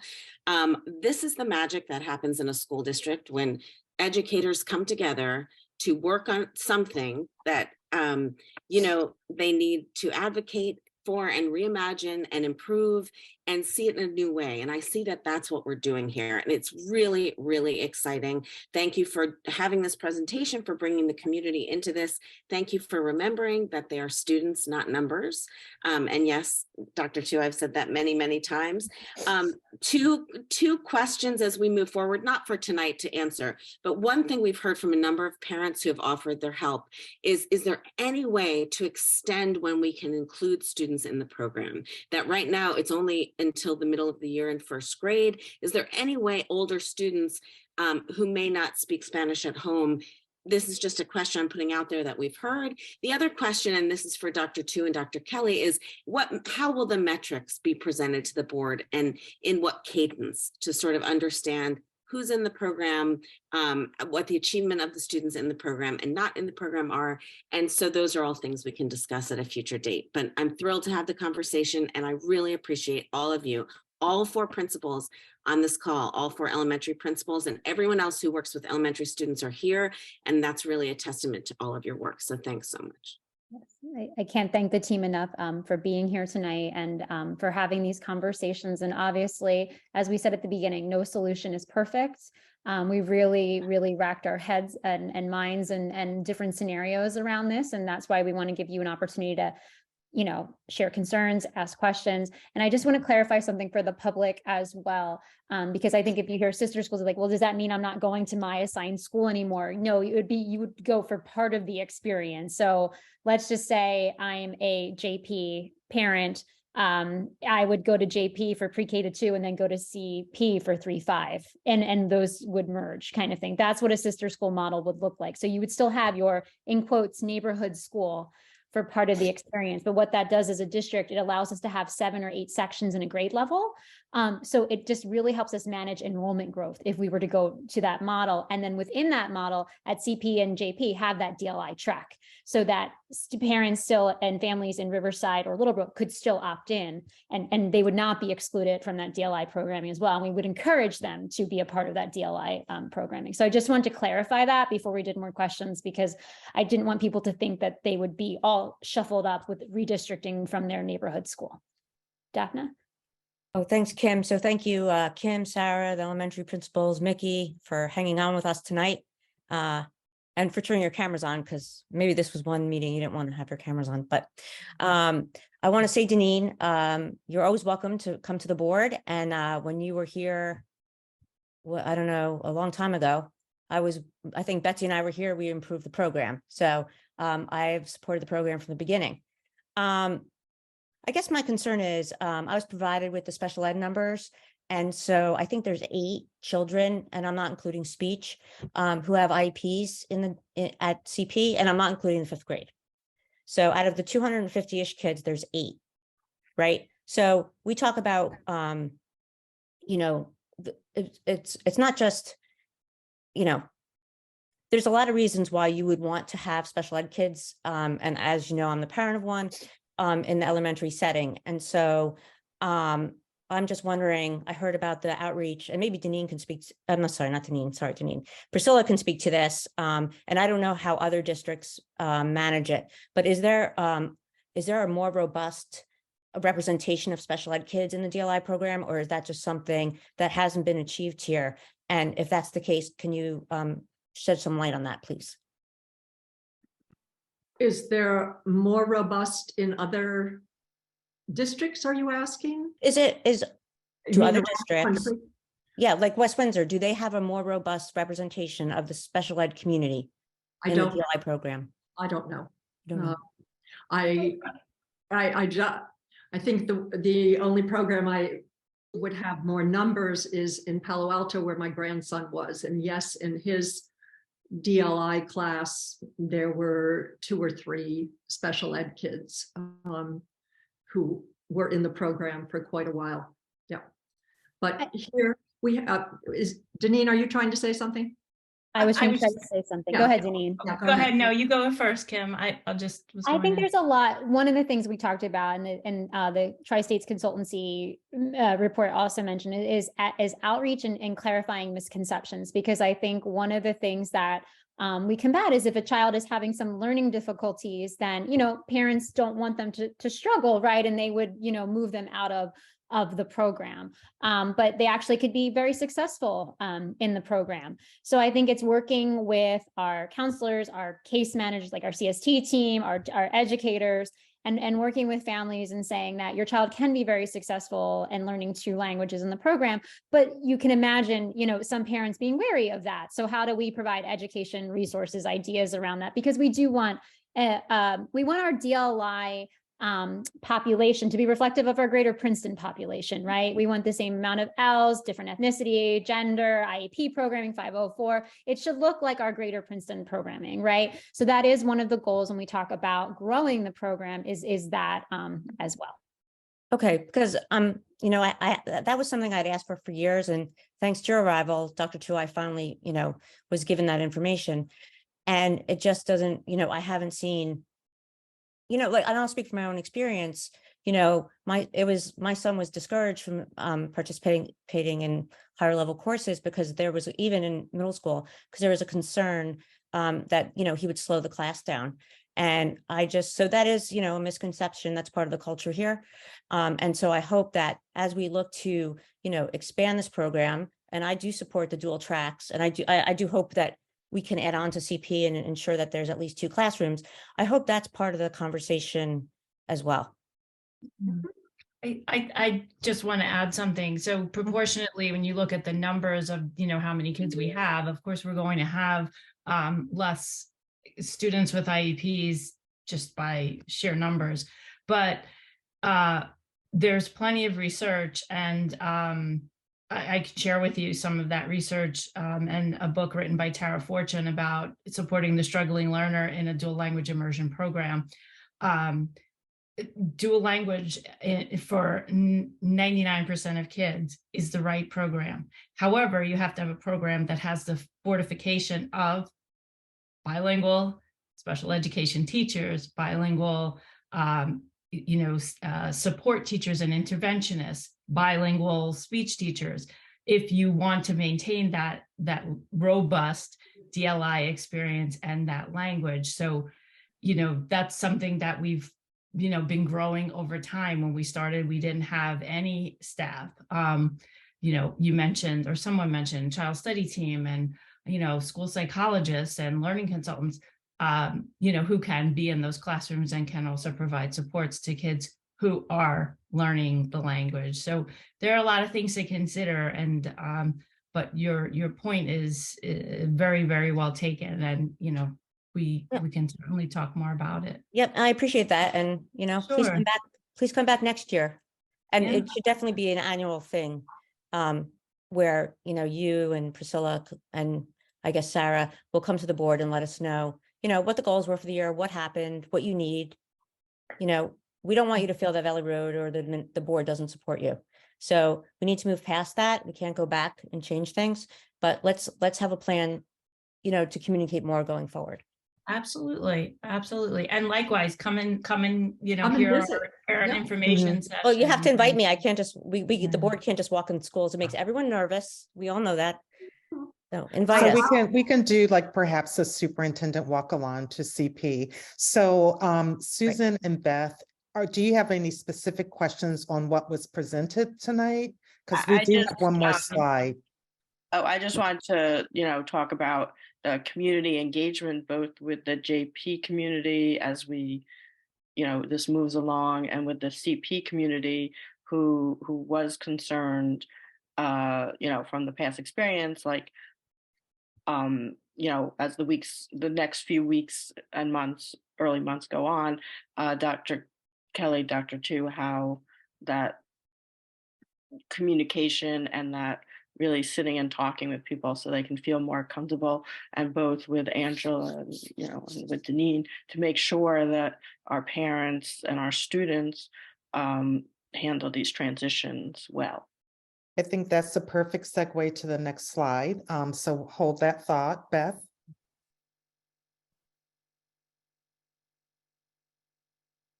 Beth, did you want to ask your question? No, I think your next slide probably will answer it. I'm going to ask Oh, about next okay. steps. All right, Kim, back to you. Okay, great. So actually, Mickey is going to round us out here. So go Okay, ahead. Mickey, back to you. So, you've heard a lot about the programming. You've heard there's a lot of passion around the DLI program, but also around all of our students. So I think it's really important that everybody understands how caring all of our staff is, all of our principals, all of our administrators, and especially our teachers are about all students. So what are our next steps? Obviously, there's going to be communication that will be sent out to impacted families for additional opportunities, talking about the transition, and that will happen after the spring break. We are talking about and starting planning for programming to welcome our students, meet and greets with the students and families, ways to incorporate students into the culture of the CP community. And I will tell you, and I've seen the wonderful SEL opportunities and activities that go on at Community Park that bring all students into the fabric of the CP community. And as I said, everybody cares greatly about our students, and we want everyone to have a great experience. And we're going to be spending a lot of time building those activities and those plans so that all students transitioning will feel that they are part of the CP community. One of the things we also talked about, it's not in the slide deck, and this is something we would work out with Angela and Deneen, would be like a field trip for the impacted students to go from Johnson Park to Community Park, and just, before the end of the school year, like sometime in June, to just, get the lay of the land and feel welcome. And obviously it's important because as we're presenting this tonight, being sensitive to the impacted families who will be, shifting schools, and just remembering that these are their children, and that this is going to be a change, and understanding that. And so, moving forward, we would, as we said, if we're clock is kicking down to spring break, but post spring break, setting out communication meetings and frequently asked questions as well have been prepared, as well as this slide deck, so that families have that now to sort of process, and then we can kind of visit again in April after spring break. Beth?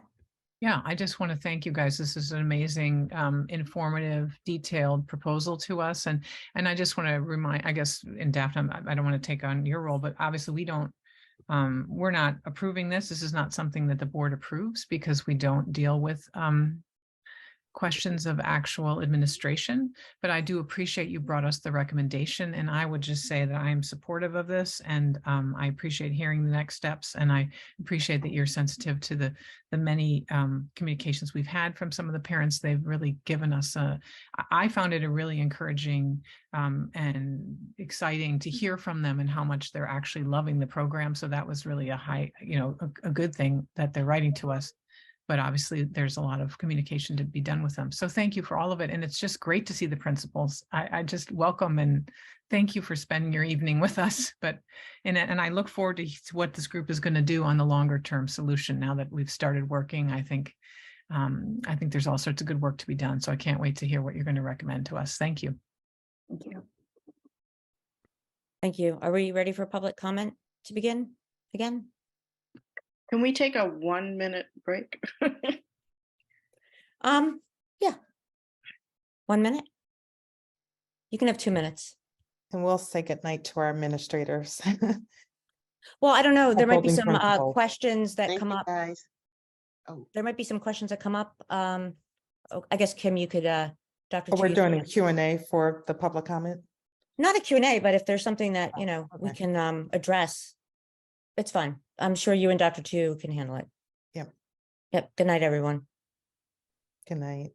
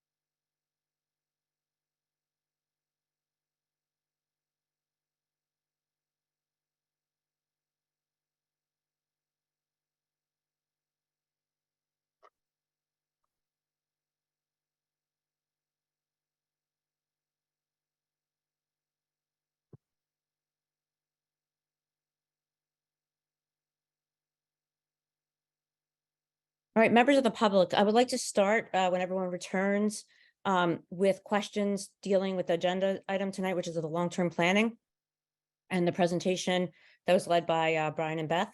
So if it's possible in your name, if it's possible to add, if you want to talk about the long-term planning, we'll call on you first.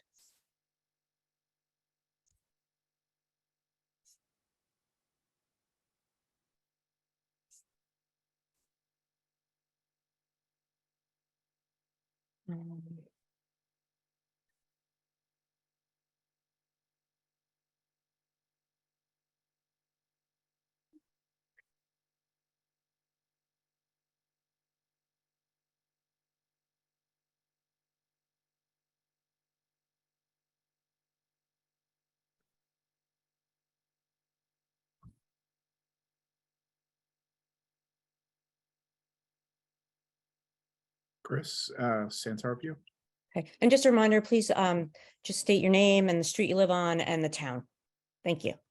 And please keep your comments. Mr. Bolden, you're going to start recording. Timing.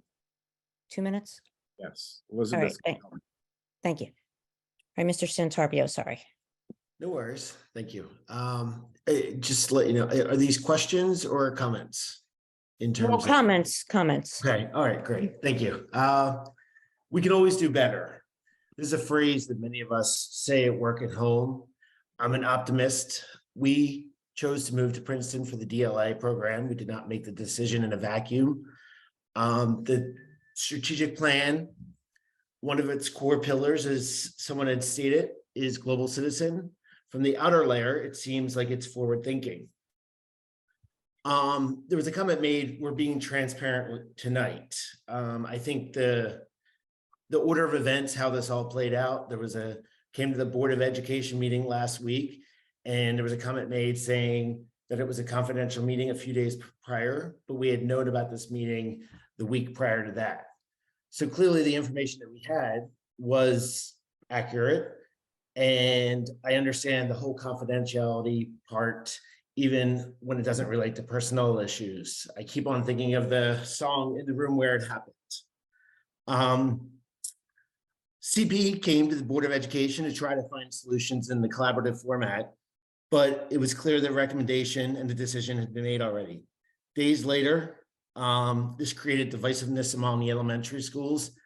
And what's sad about this and disappointing is families will eventually be together at PMS and PHS. And we already see these other families around town and have become close friends. We already noticed along the playgrounds where everybody gets together from the other schools.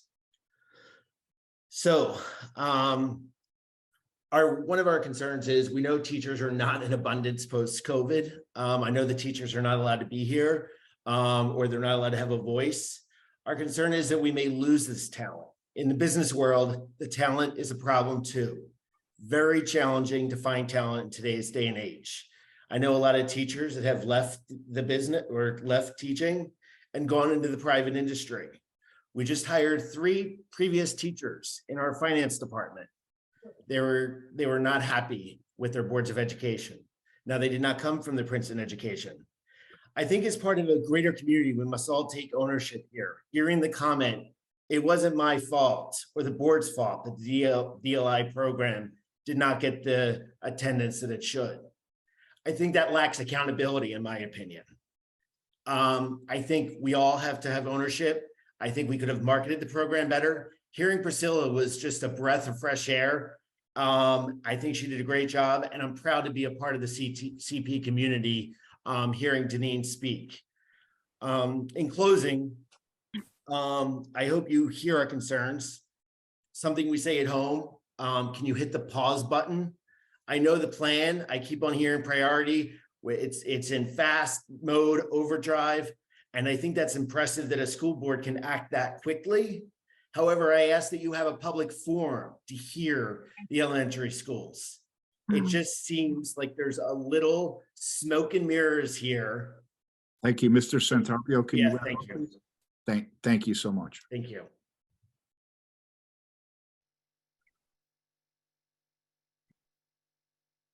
Dina Shaw. Hi, everyone. Thank you so much for such a lengthy meeting tonight. I have a question for Beth and Brian, who brought up the fact that you feel that we're working closely with council. I was under the impression that most of this new housing, if not all of it, was being built with pilots, which are payments in lieu of taxes. And I wasn't under the impression that that left money for the schools, although the schools have to find places for the kids to go to school. So my question to you is, maybe I'm mistaken. Do the schools get money from all of these rental properties that are cut deals for building them? And if they don't, how do we fix this? Because this is a lot to put on single family homes and businesses to pay for all of these kids with what I would call not great planning.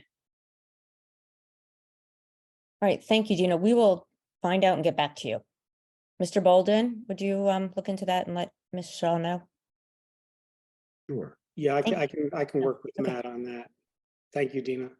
Thank you. Thank you.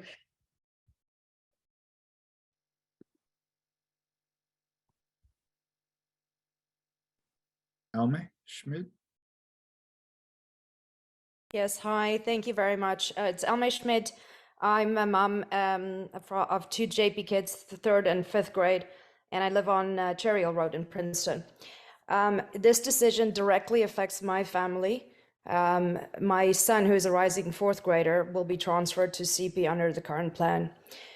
There are a couple of issues I want to raise. I want to start by saying, I know that the board positions are volunteer positions. I know that you work very hard with good intentions for our school district.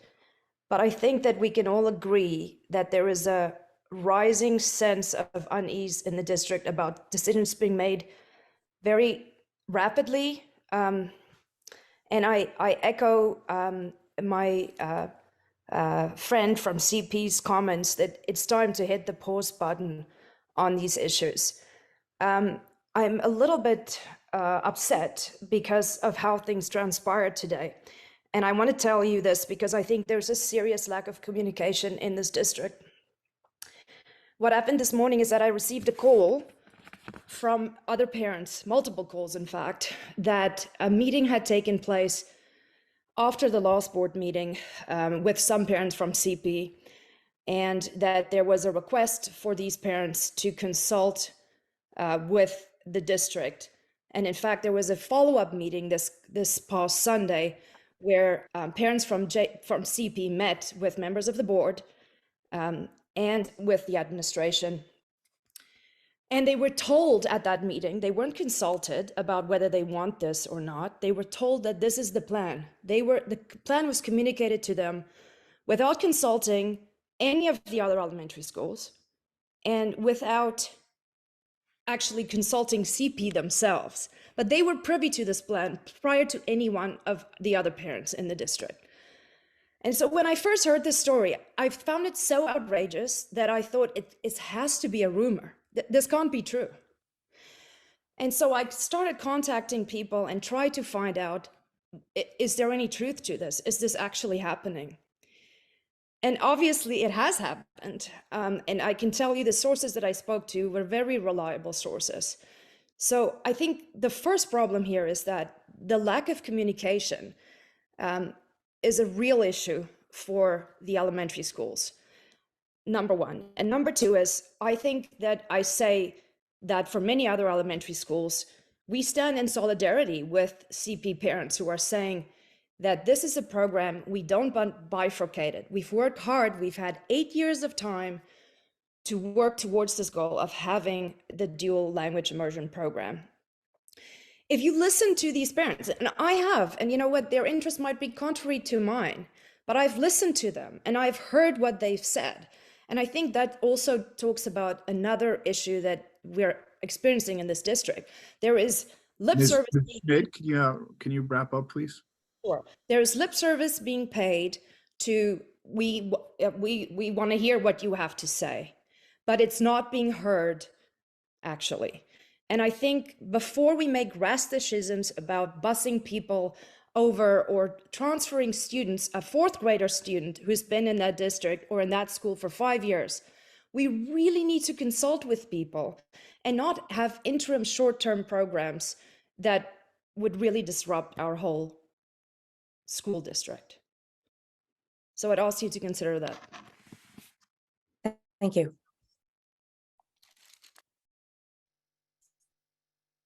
Marissa Fernandez.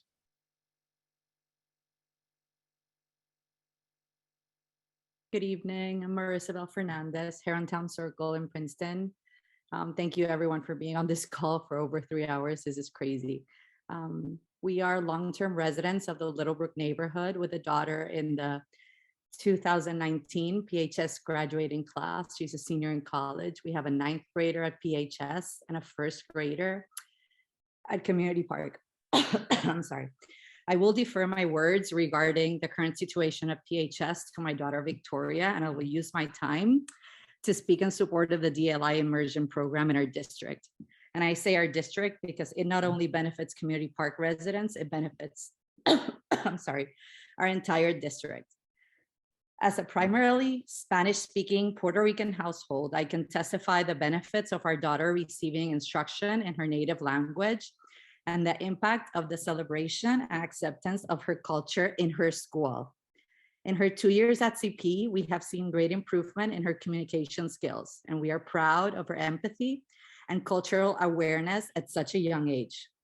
She goes to school and sees, hears, and learns from teachers that look like her. This representation is key to fostering our students to become better global citizens and embrace their identities and voice. Our 2 older daughters did not have the privilege to learn from bilingual Latinas at Princeton Public Schools. And this is a benefit that all Princeton residents, especially those of Spanish-speaking households, should enjoy. I exhort the Board of Ed, our administrators, to give the DLI program the credit it deserves and positively advertise it among our district families in order to increase its enrollment.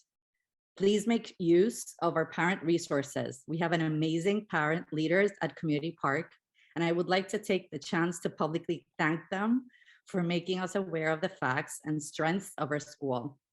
I strongly believe that the need for reintroduction of the English-only track SCP is a result of poor planning and misinformation on behalf of our district. This move will have detrimental consequences on the learning environment and our school's well-being.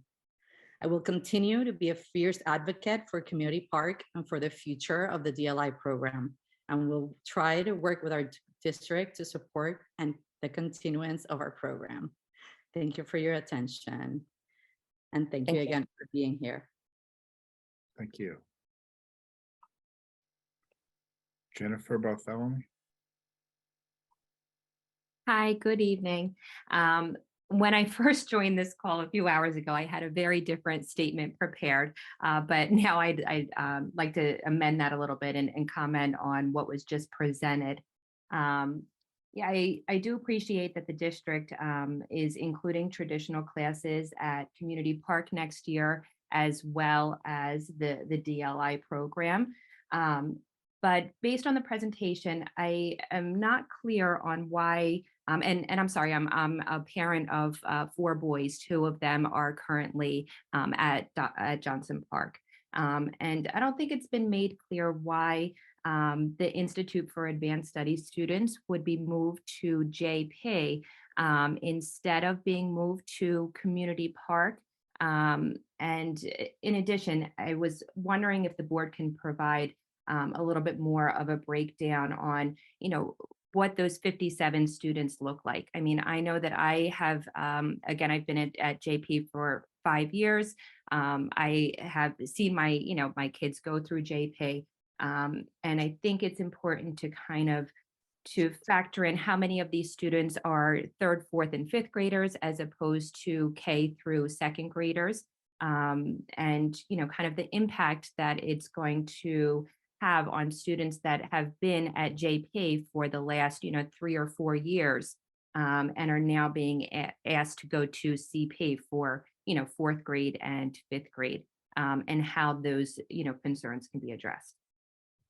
Thank you. So thank you, Jennifer. Dr. Tu can answer some of your questions. So that a good question about the Institute for Advanced Study.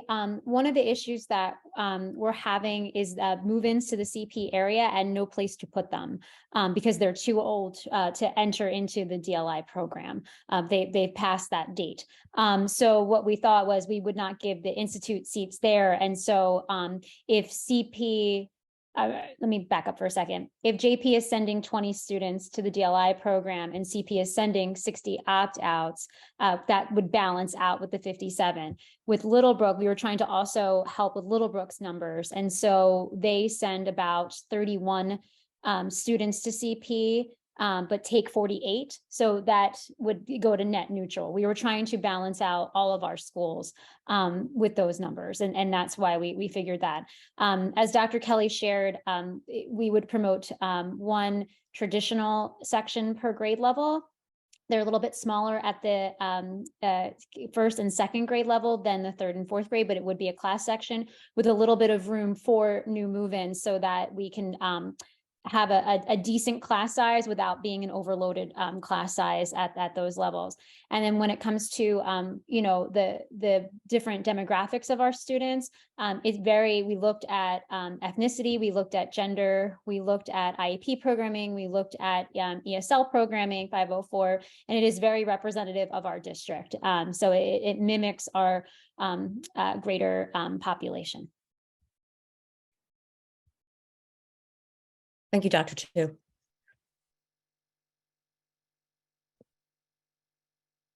Maria Koze. Kozhevnikova. Thank you. There we go. Can you hear me? Yes. Thank you. All right. Thank you so much for your time. My name is Maria Kozhevnikova. I believe on Hamilton Avenue. I have a child at PHS. I'm very, very upset and disappointed over the sort of, almost certain dismissal of Principal Schmel. And I have to say that unless there was a crime or similar committed by Principal Schmel, I don't see why he would be dismissed. And for him to sort of, to do something like that, that would be a failure on the part of the superintendent not to see that ahead of time. And that would be also a failure on the part of the board. So as far as I can see, everybody failed here. So that's pretty much the comment that I have. Thank you so much for your time. Thank you.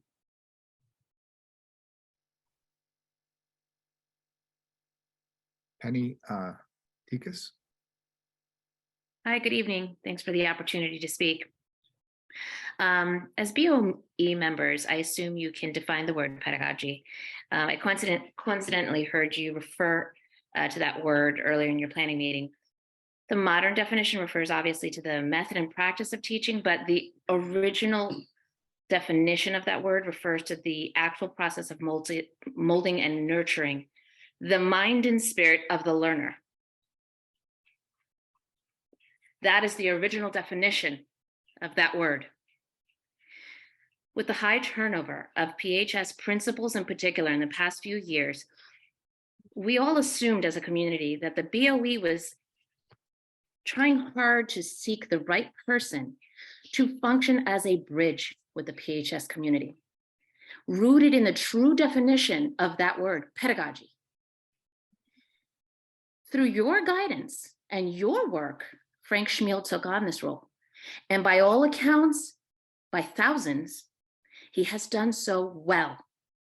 He has done so well by connecting, providing support, and nurturing the PHS unified morale, positive morale. So the question now among us in this community is the following. What is the true role of the Princeton BOE? Is it not to fully represent the community consensus and to work in the best interest of all students? Has your focus on true pedagogy blurred?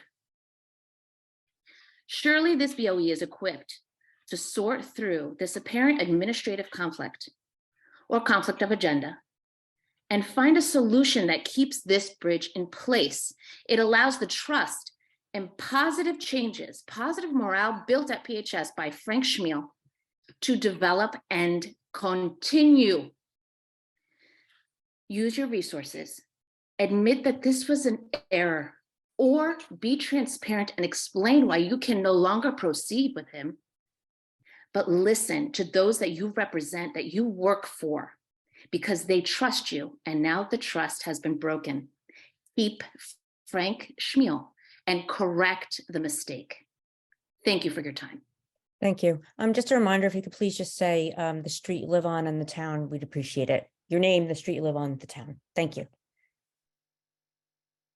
Sharon McCray. Hi, can you hear me? Yes. Yes. Hi. So yeah, I'm Sharon McCray and I live in Cranberry. I currently have a high schooler and a PHS middle schooler that will be going to the high school in 2 years. So first off, I just want to say thank you for listening to all the comments tonight. But I really have to say, I'm like really shocked and saddened by this whole situation. As an African-American parent, it is very rare to see a principal that can foster a sense of community like Mr. Schmiel did. Within a few days of hearing the news of Mr. Schmiel, the students and parents collected over 2,500 signatures in support of him. I always like to give people the benefit of the doubt, but after hearing Mr. Schmiel's statement, I'm just blown away that he was treated so poorly by this administration. At the end of the day, you have a large portion of the community that would like to see him remain as principal. What message are we sending to our children when we treat a well-respected principal like this? This should not be ignored and cannot be ignored. While the administration may feel that he is not a good fit for them, the majority of the community feels he is the best fit for our children. At the start of this meeting, it was mentioned that not everybody will agree with decisions made by this board or administration. However, in this case, it's not just a few people when you have a large majority In fact, an overwhelming majority of amount of people that don't agree. The parents and the students of this community have spoken loud and clear. I only hope that you will listen to them. Thank you. Thank you.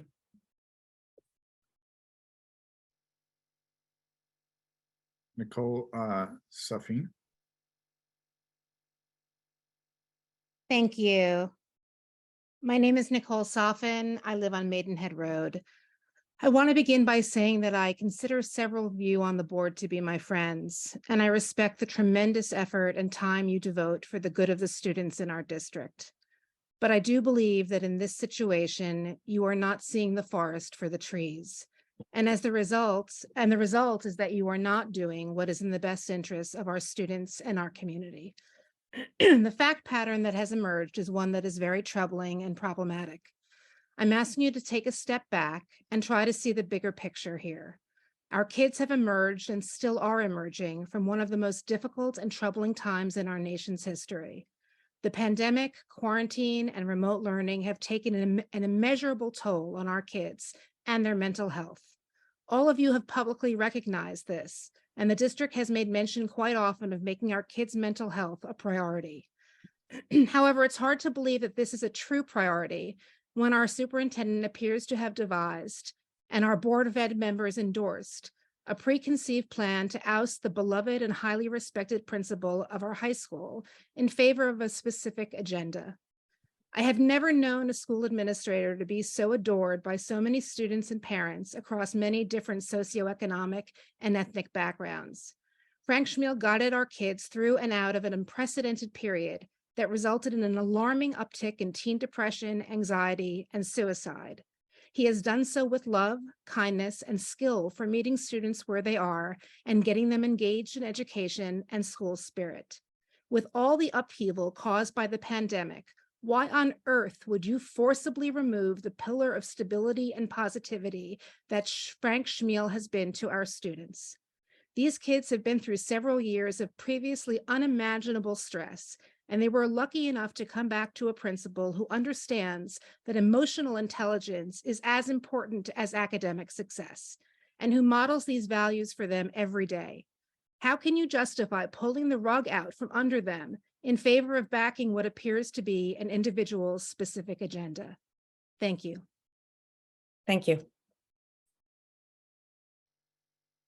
Dr. Sheen.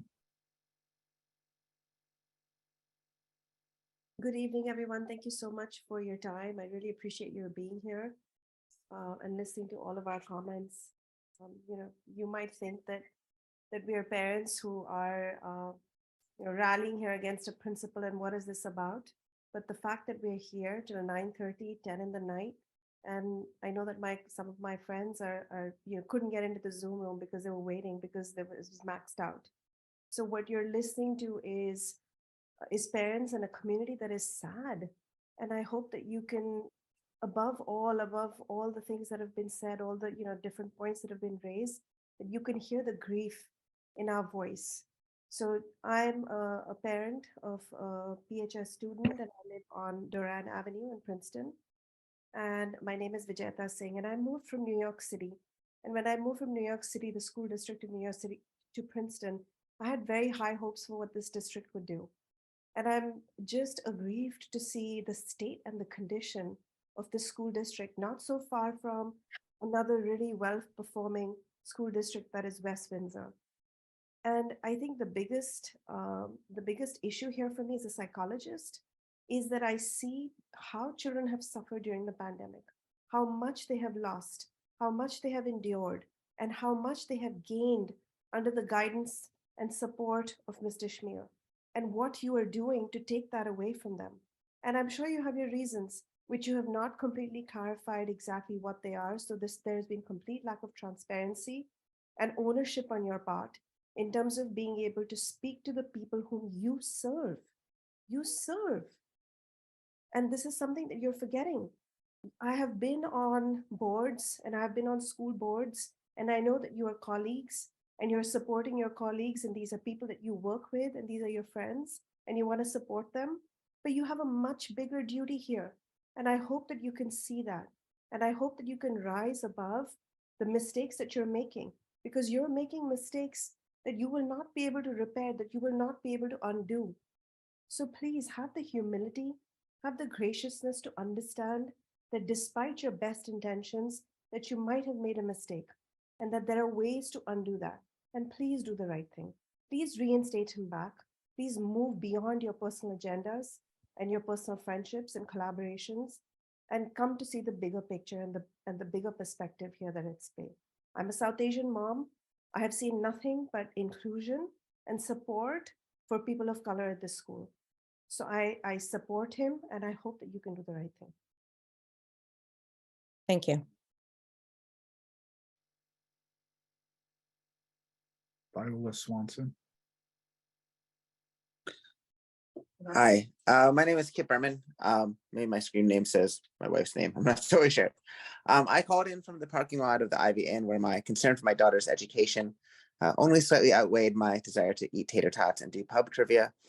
While many here will speak to the process of this proposed decision to scrap DLI as and create an English-only tract, which is a seemingly fait accompli, I'd rather spend my time saying how meaningful the DLI program is for me and my family. DLI is not just about learning Spanish, it is about the idea that learning happens in Spanish. It is a noble repudiation of the deeply ingrained classist and racist history of Princeton and much of our country. It is about the district's own stated desire to create compassionate citizens of a global society. How can this district meet such a goal while undermining DLI by creating an English-only tract at Community Park?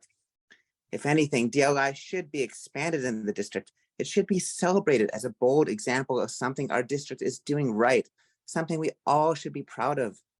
Education is not just about standardized test scores, which themselves have proven to be deeply biased based on gender, class, and race, or even a transactional relationship to, quote, good grades, which pervades many of our best universities.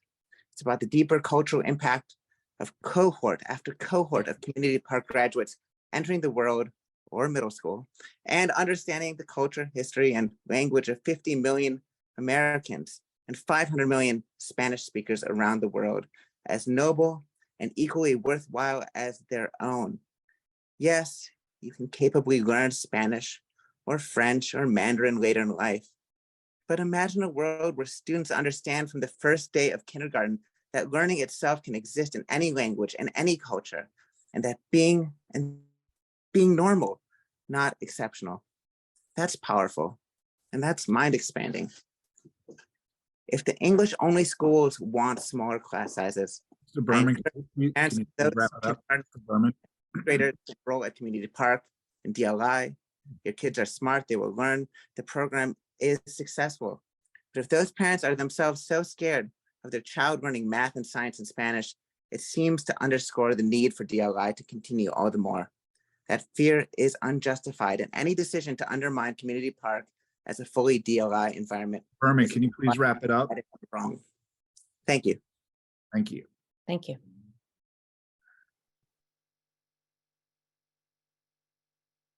Pranav?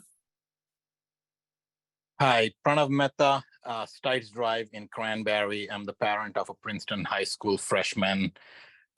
Wasn't involved in very much going on at school until the emails on Friday. And I have to say, as I spoke to my son and I spoke to his friends, it was very clear that for teenagers who really don't care about us adults and don't think we know anything, they respect Mr. Schmiel. They care about him and they love him. I understand that as Board of Education members, you're all volunteer board members. I've been many nonprofit boards, and I recognize that as a nonprofit board member, you rely on the administration for recommendations, and most boards will go along with that because it's the lowest risk recommendation you can make that you can stand behind from an insurability perspective. And you all made that decision. You supported the administration's recommendation. I don't know what due diligence process you did in terms of gathering other pieces of feedback in order to get into that rubric.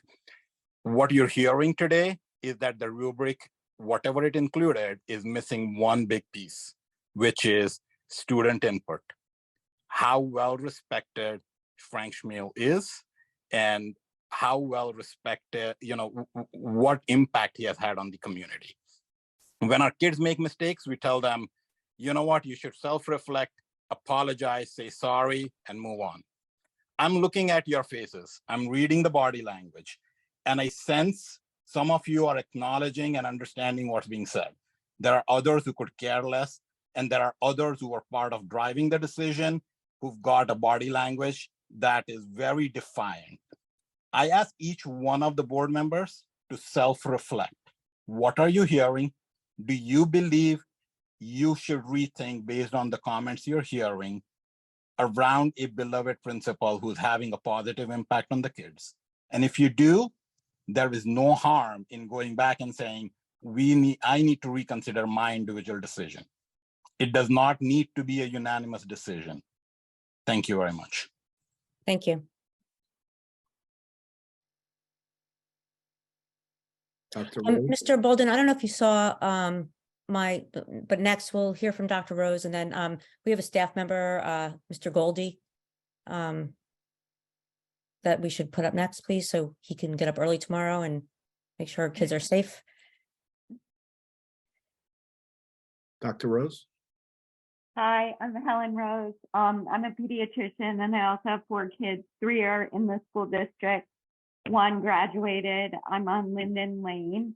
I'm just calling to support Mr. Schmiel.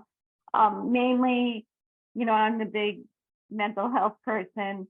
Our kids are facing unprecedented mental health challenges.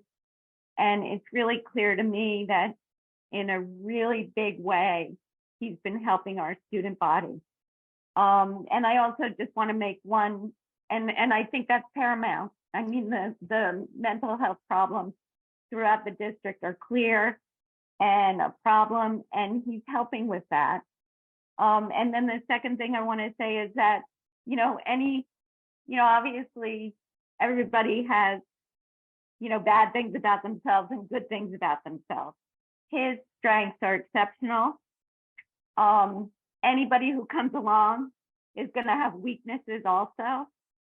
I haven't seen too many people at the school that the student body and the parents have responded to in this way. So I think the next guy isn't going to be better. So anyway, I'd like you to please reconsider. I think he's done a lot of good, and the great thing is that he's done a lot of good for a lot of different types of students. We can't only have one perspective. We have to want to help all the different kinds of students, and it's really cool that he's able to do that. All right, that's it. Thank you, everyone. Bye. Thank you, Dr. Rose.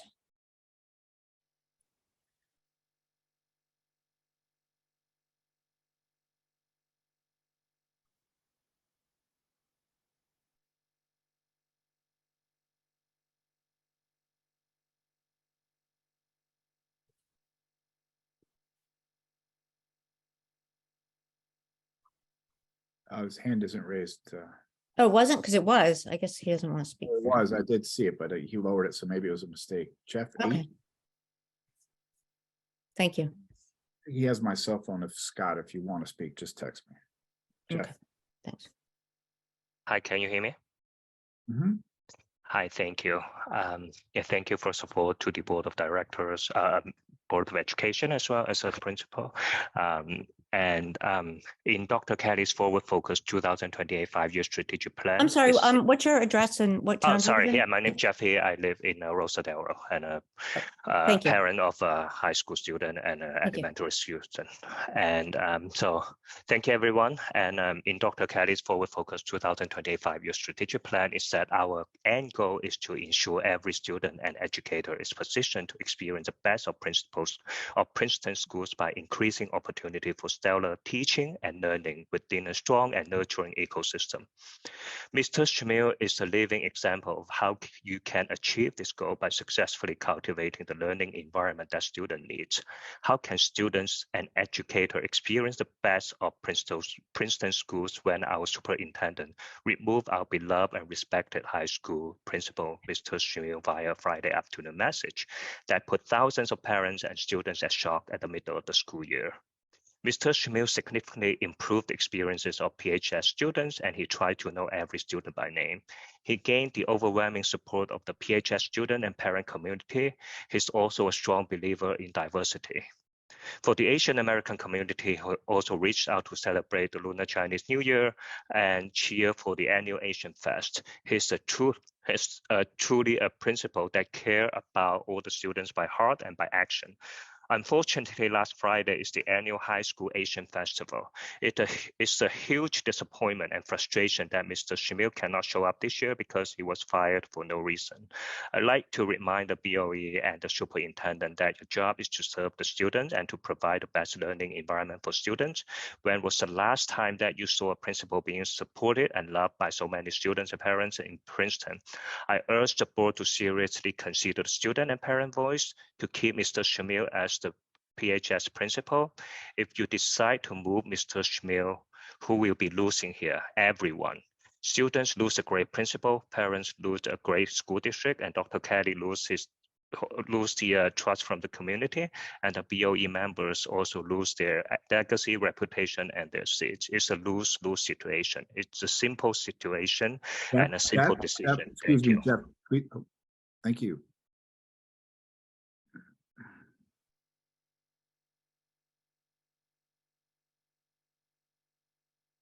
Abe Silverman. Hey, great. Can you hear me? Yes. Great, thank you. Abe Silverman, live on State Road, community park parent. I just want to start by saying Community Park is a beautiful, wonderful place of learning. I'm somewhat heartened and somewhat dismayed to hear the lack of support for the DLI program, but also just how important, from some of the parents, this educational experience has been for our kids. I love the fact that my daughter can speak Spanish to her classmates, and I really wonder what's going to happen if we end up going in a different direction. But I think the comments from the folks talking about the principal today have really demonstrated that we need extra time to talk about the elementary school issues. We need a dedicated time to talk about that. I personally have a lot of really simple questions that I would really like to understand. Things like what this means for class size and spaces for kids at each school.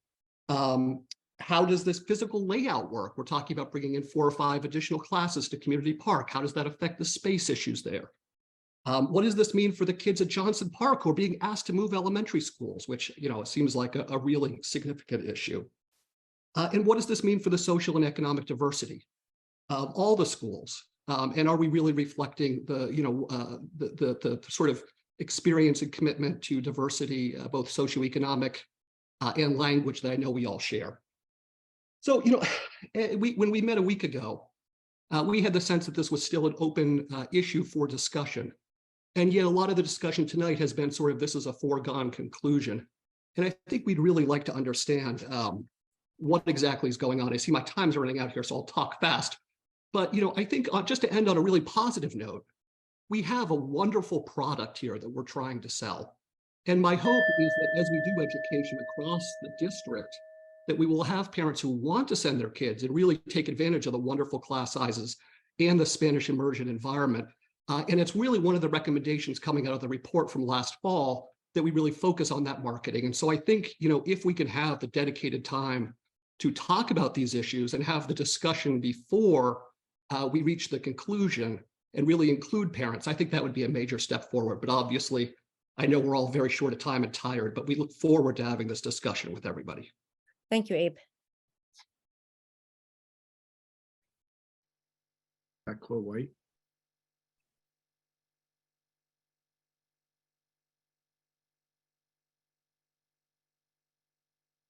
Hello, is that me?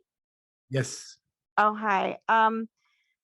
Hi, I'm Tekla White. I live a few blocks from the high school. I have a ninth grader at the high school and a seventh grader in the middle school. And I think it's abundantly clear to me that the board and the superintendent is failing the community on the decision about about the principal. And I hope that it's not too late to reconsider. I think there is confusion as to whether it is too late. I'd like somebody on the BOE to clarify whether or not there is a vote next week or if this decision is final, and that there's no chance to reconsider that, because there does seem to be some confusion as to that point on the chats and groups that I'm seeing.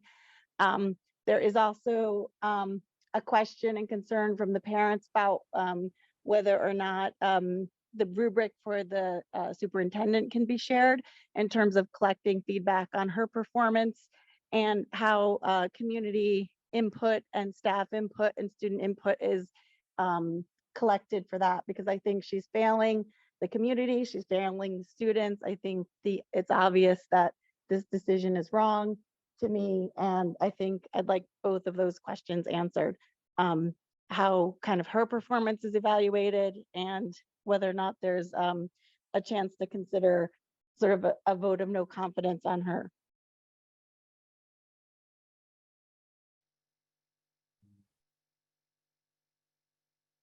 Thank you. John and we.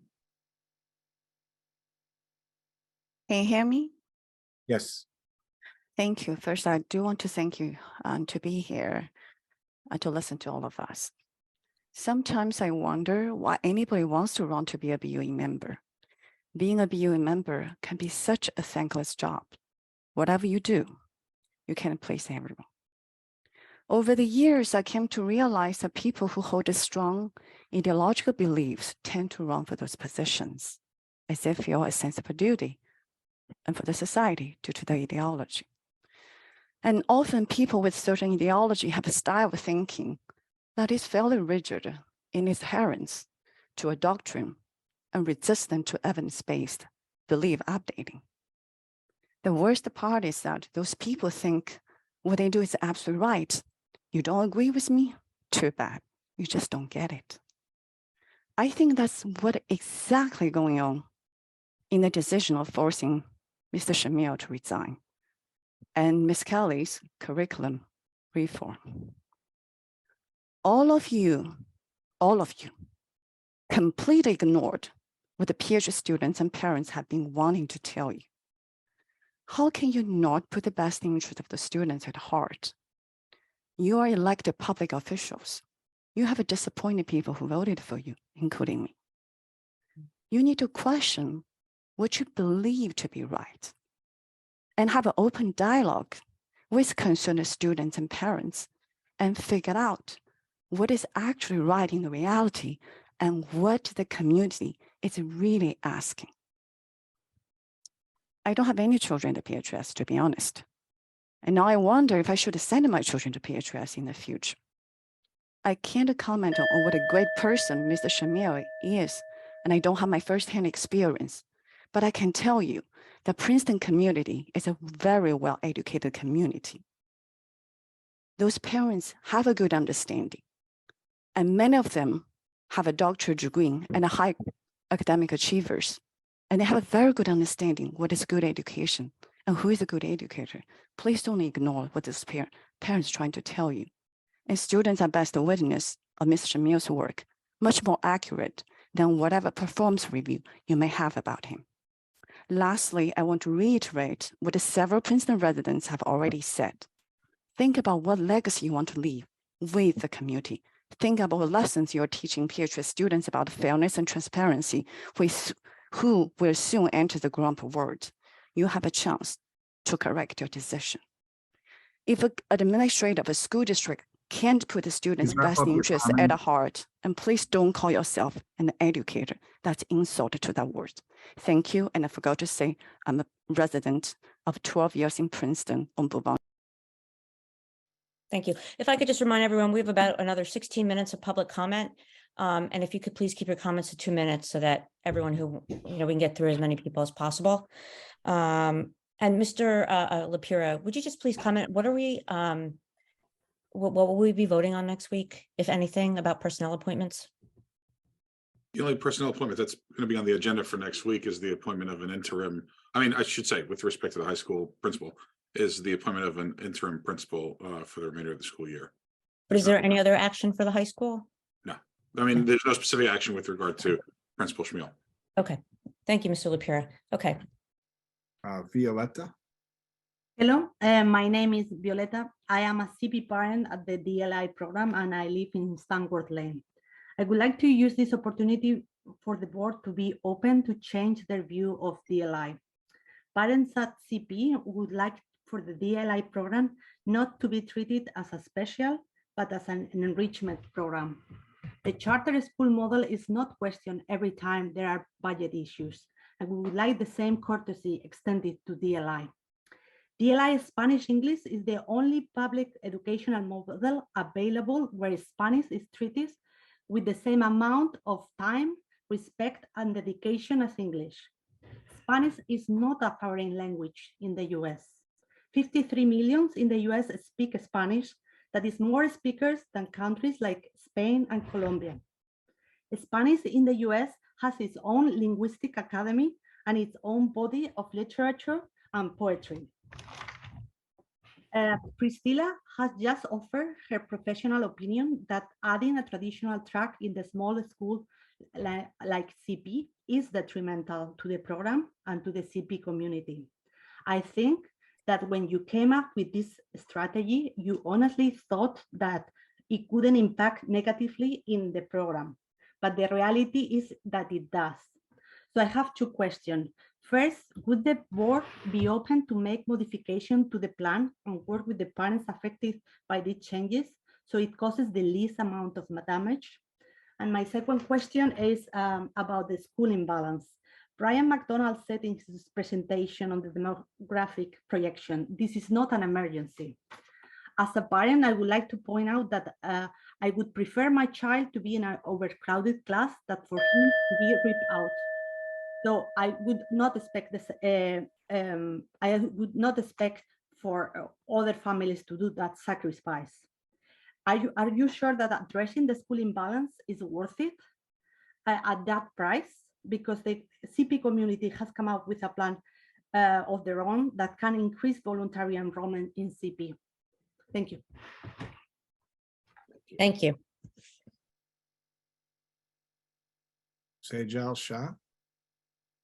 Hi, I am a parent at JP, the third grader and a fifth grader. I am somebody that is directly impacted by the plan you proposed tonight. And we moved here in the height of the pandemic in 2020 from New York City under a lot of stress. As that's an understatement, in all honesty. And when we moved here, we were told that if we did not want to have a dual language program, that we would be placed at JP. It was not our choice. It was something that we were just forced to do based on the circumstance when we arrived. And as I've heard tonight, we are now potentially in a position where we would be forced to leave the community, which we have embraced given our circumstances. For our child that would have to shift, it would be her third elementary school in her career, which was never the intention. When we set out as parents of our two beautiful girls, we intended to have each of them go to one elementary school and then, move on up the ranks. I know that the pandemic had an effect on that, but which was traumatic enough. So I feel that the conversation still needs to be had for these upper grade children that have invested 3+ years in these schools to then be shifted again to another school when there's not a lot of time left. So if we could please continue the conversation regarding the elementary schools. Thank you, Sejal. Is that how you say your name? Sejal, yeah, thank you. Sejal. Okay, Dr. Chu, would you like to offer something, please? So yes, I think we would have to have further, discussion with the administration and the board, but the goal would be, and I empathize with you and your family situation. To me, that you're the impacted families that we were talking about. And so, what would that look like? And having conversations with those impacted families, I think would be very important to have post spring break. Deborah DeMeglia. So before we go on, so Dr. Tu, does that mean we're going to hold off on a decision? I mean, I think the board wants to do what's right for kids, and we'll be guided, by what you and Dr. Kelly are thinking. And I'm really sorry to put you on the spot. At 10:15 at night, Daphna. Yes, Thank you so I know. much. I know. I think we have to have a conversation and continue the conversation with our elementary families. However, I think, our two options are thus. We can talk about the recommendation tonight or hold off for a year and talk about sister schools for 24-25. That could be on the table. However, there will be 5 open classrooms at CP next year if we do that. So I just really want to make sure that the community knows that, and we, the team, can't move staff to LB and to JP to help alleviate class sizes because there's no more classroom space there. So we can send to Riverside, but remember, we're putting 2 new neighborhoods going online there. This is, as we said, a 2-pronged issue. We have the enrollment imbalance and the increasing enrollment pressures with new neighborhoods and families moving to the area. So as I said at the beginning, there is no good solution here. And that people are going to be impacted and kids are going to be impacted. So we have to think long term. So those are sort of the 2 things sort of on the table right now to discuss. And I just wonder, is there something in the middle? Like perhaps there are families at Johnson Park who want to opt their kid back into CP, right? So because there are, I think 22 or 32 children that are now being bused that would be CP zoned. So I would think they live pretty close. You just would have to be careful with that because then With the you siblings. take a 17 section, now Yeah. becomes a 9 section. Right.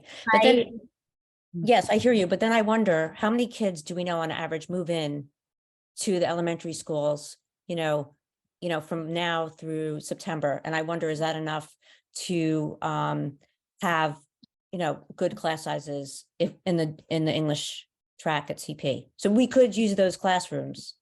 And I know I'm throwing this all out. Yeah, Daphne, can I jump in? I mean, I think that this just all highlights the absolute importance of why we have to bring the community along and give the community an opportunity to sit with Dr. Tu and really think about these things in a critical manner.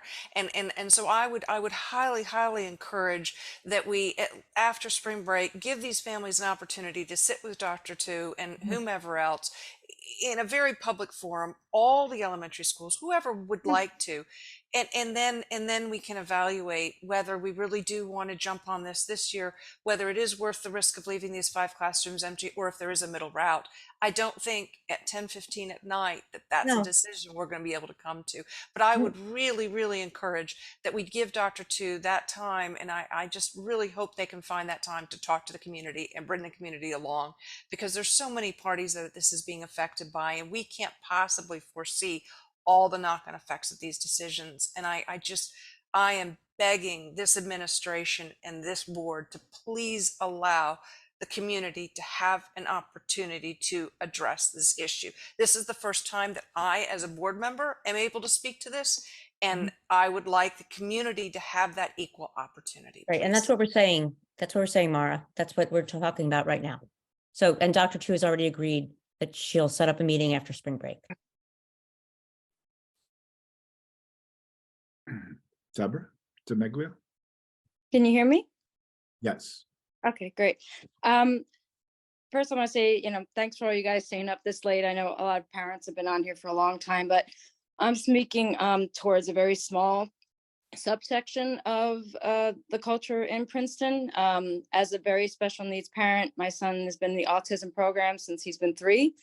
And I've been very grateful for the program. And Mickey's always been great. Eric Zolik has been wonderful. And I think that's one program that you guys should be very proud of. But my concern since the pandemic and even moving forward is, as a district, we always have done a really great job of trying to see how much we can do more for inclusion, for different races, ethnicities, abilities, but yet and again, I just don't know. I've been kind of out of the loop for a bit myself, and I'm getting back into loop myself now, is where are we about evaluating the special needs program, specifically the autism program, not only in the elementary, but the middle school and the high school.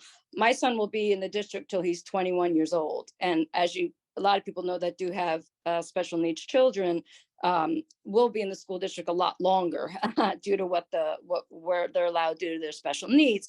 So I'm wondering, where has the district been with developing that program or making sure that it is meeting the needs on a continual evolving level, as we have with all the different types of children in our school district? I'm kind of wondering where you guys are at with that. And also, is there a forum to say, okay, is there other ways we can even improve these programs? I think children being exposed to someone like my son is very beneficial in a lot of ways that they don't get to experience in a lot of other situations. So I'm just wondering where we're at with the special needs program, specifically the autism program as a district. Thank you, Deborah. We have the time. I don't know, Mickey, if you want to say anything, but we have time for 3 more public commenters.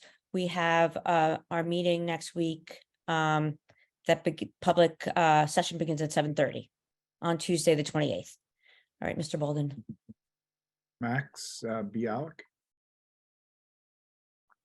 Thank you. I'm Max Bialik. I live on Jefferson Road. I'm the parent of a child at CP. I'd like to first address an earlier misquoting of the Tri-States Commission report. It says there that there is a perception that it has become a boutique program, not that it is one.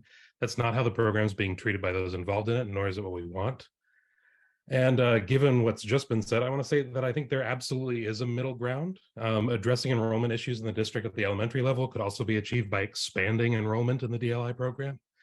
The projections regarding enrollments assume that CP will only have 2 sections per cohort of DLI students, but increasing that to 3 sections will result in a balanced distribution of students across the elementaries in alignment with the previous decade, with CP potentially absorbing all of the projected growth if it over-enrolls the program to a smaller degree than it is already over-enrolled under the 2-section model. In particular, the district could do a lot more to reach out to and enroll native Spanish speakers in the program, which research shows would be beneficial for them, as well as relieving pressure on the ELL programs at other elementaries. These native Spanish speakers can also have special education needs and would be even better supported by participation in the program. It was noted earlier that non-DLI classes will still receive regular Spanish instruction, so it's not clear why, perhaps in the longer term, those resources couldn't be redirected towards supporting and integrating higher grade level students into the program. The CP community has rallied and offered to assist with increasing enrollment in the DLI program. And I was somewhat disheartened to hear earlier that, well, at least, or in some sense, not hear a clear answer about the possibility of capping enrollment in the program in the coming year to make room for non-DLI classes. I'd also like to say regarding concerns about the cost of the program that the report notes that abandoning the program and offering native Spanish-speaking students ENL services instead may equate to a similar cost. And I'd be surprised if there aren't economies of scale and flexibility that could be achieved if DLI enrollment was expanded. And to conclude and quote the report again, the program is an unpolished gem and it could be an important component of the district's equity mission if it is given even half of the attention it deserves. Thank you. Thank you, Max. All right, so we have time for 2 more. Please keep your comments to 2 minutes and we'll see you next week. Okay. Hey, De Los Santos. Hi, thank you. Can you hear me? Mm-hmm. Yes, great, thanks. We're on Mercer Street. We have 3 kids at CP. We actually moved here and we live in the Johnson Park district, and then we decided to move our kids to the DLI program. I think that that we're as a community are overreacting, and we're not thinking about the potential impact that moving hundreds of kids and changing them again after 2.5 years of pandemic is going to cause on them and with the community as well. So I implore the board to really slow down and think about the impact, the public health impact on the community before we make any hasty decisions. I came here before and I saw and I learned about what happened with the principal. We didn't know anything about that, but I'm concerned that we're just taking things too fast. We're changing principles and then we're trying to change and move kids around all around different schools. And I think the impact of moving hundreds of kids and their families is going to be tremendously impactful to the community, not just right now, but in years to come. Thank you. Thank you.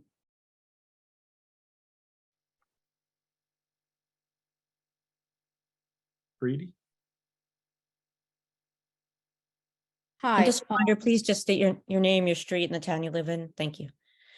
hi, this is Preeti here. I live in the Ridgeview neighborhood. I'm parent of two kids. One kid is currently going to the Princeton Middle School, and the second one is currently going to the Johnson Park Elementary School. I have a few questions for the elementary school decision for the Johnson Park, where the biggest impact is on those 57 kids who will be moving to community park. My question is, with the kids moving to the community park, are the teachers planned to be shifted as well from the current staff to this community park school, or there will be new hire for the teacher staff? My second question is, do you even have enough number of kids who can be in every section fulfilling the traditional class needs for a full-size class? Will that number change year over year, and how that will be taken care from a long-term point of view? My last question, and something I was upset, was about the 57 kids' parents not being consulted before the decision was being made. They are the 57 kids are the most impacted kids in all this transition, and those needs to be considered before any decision is made. Thank you. Thank you. Hey, I wanted just to thank, that concludes our public comment for tonight. I wanted to thank everyone who stayed on this meeting for 4 hours and 30 minutes for the respectful tone of the comments and the civility and adhering to the time so that we could hear from many community members. Our next meeting is next Tuesday, March 28th, and our public session begins at 7:30. We always have a closed session before our monthly meeting, and that begins at 6 o'clock. And with that, do we need a motion to adjourn or anything? Yes. Can I please have a motion to adjourn? Jean, second. Brian, all in favor? Good night, everyone. Take care.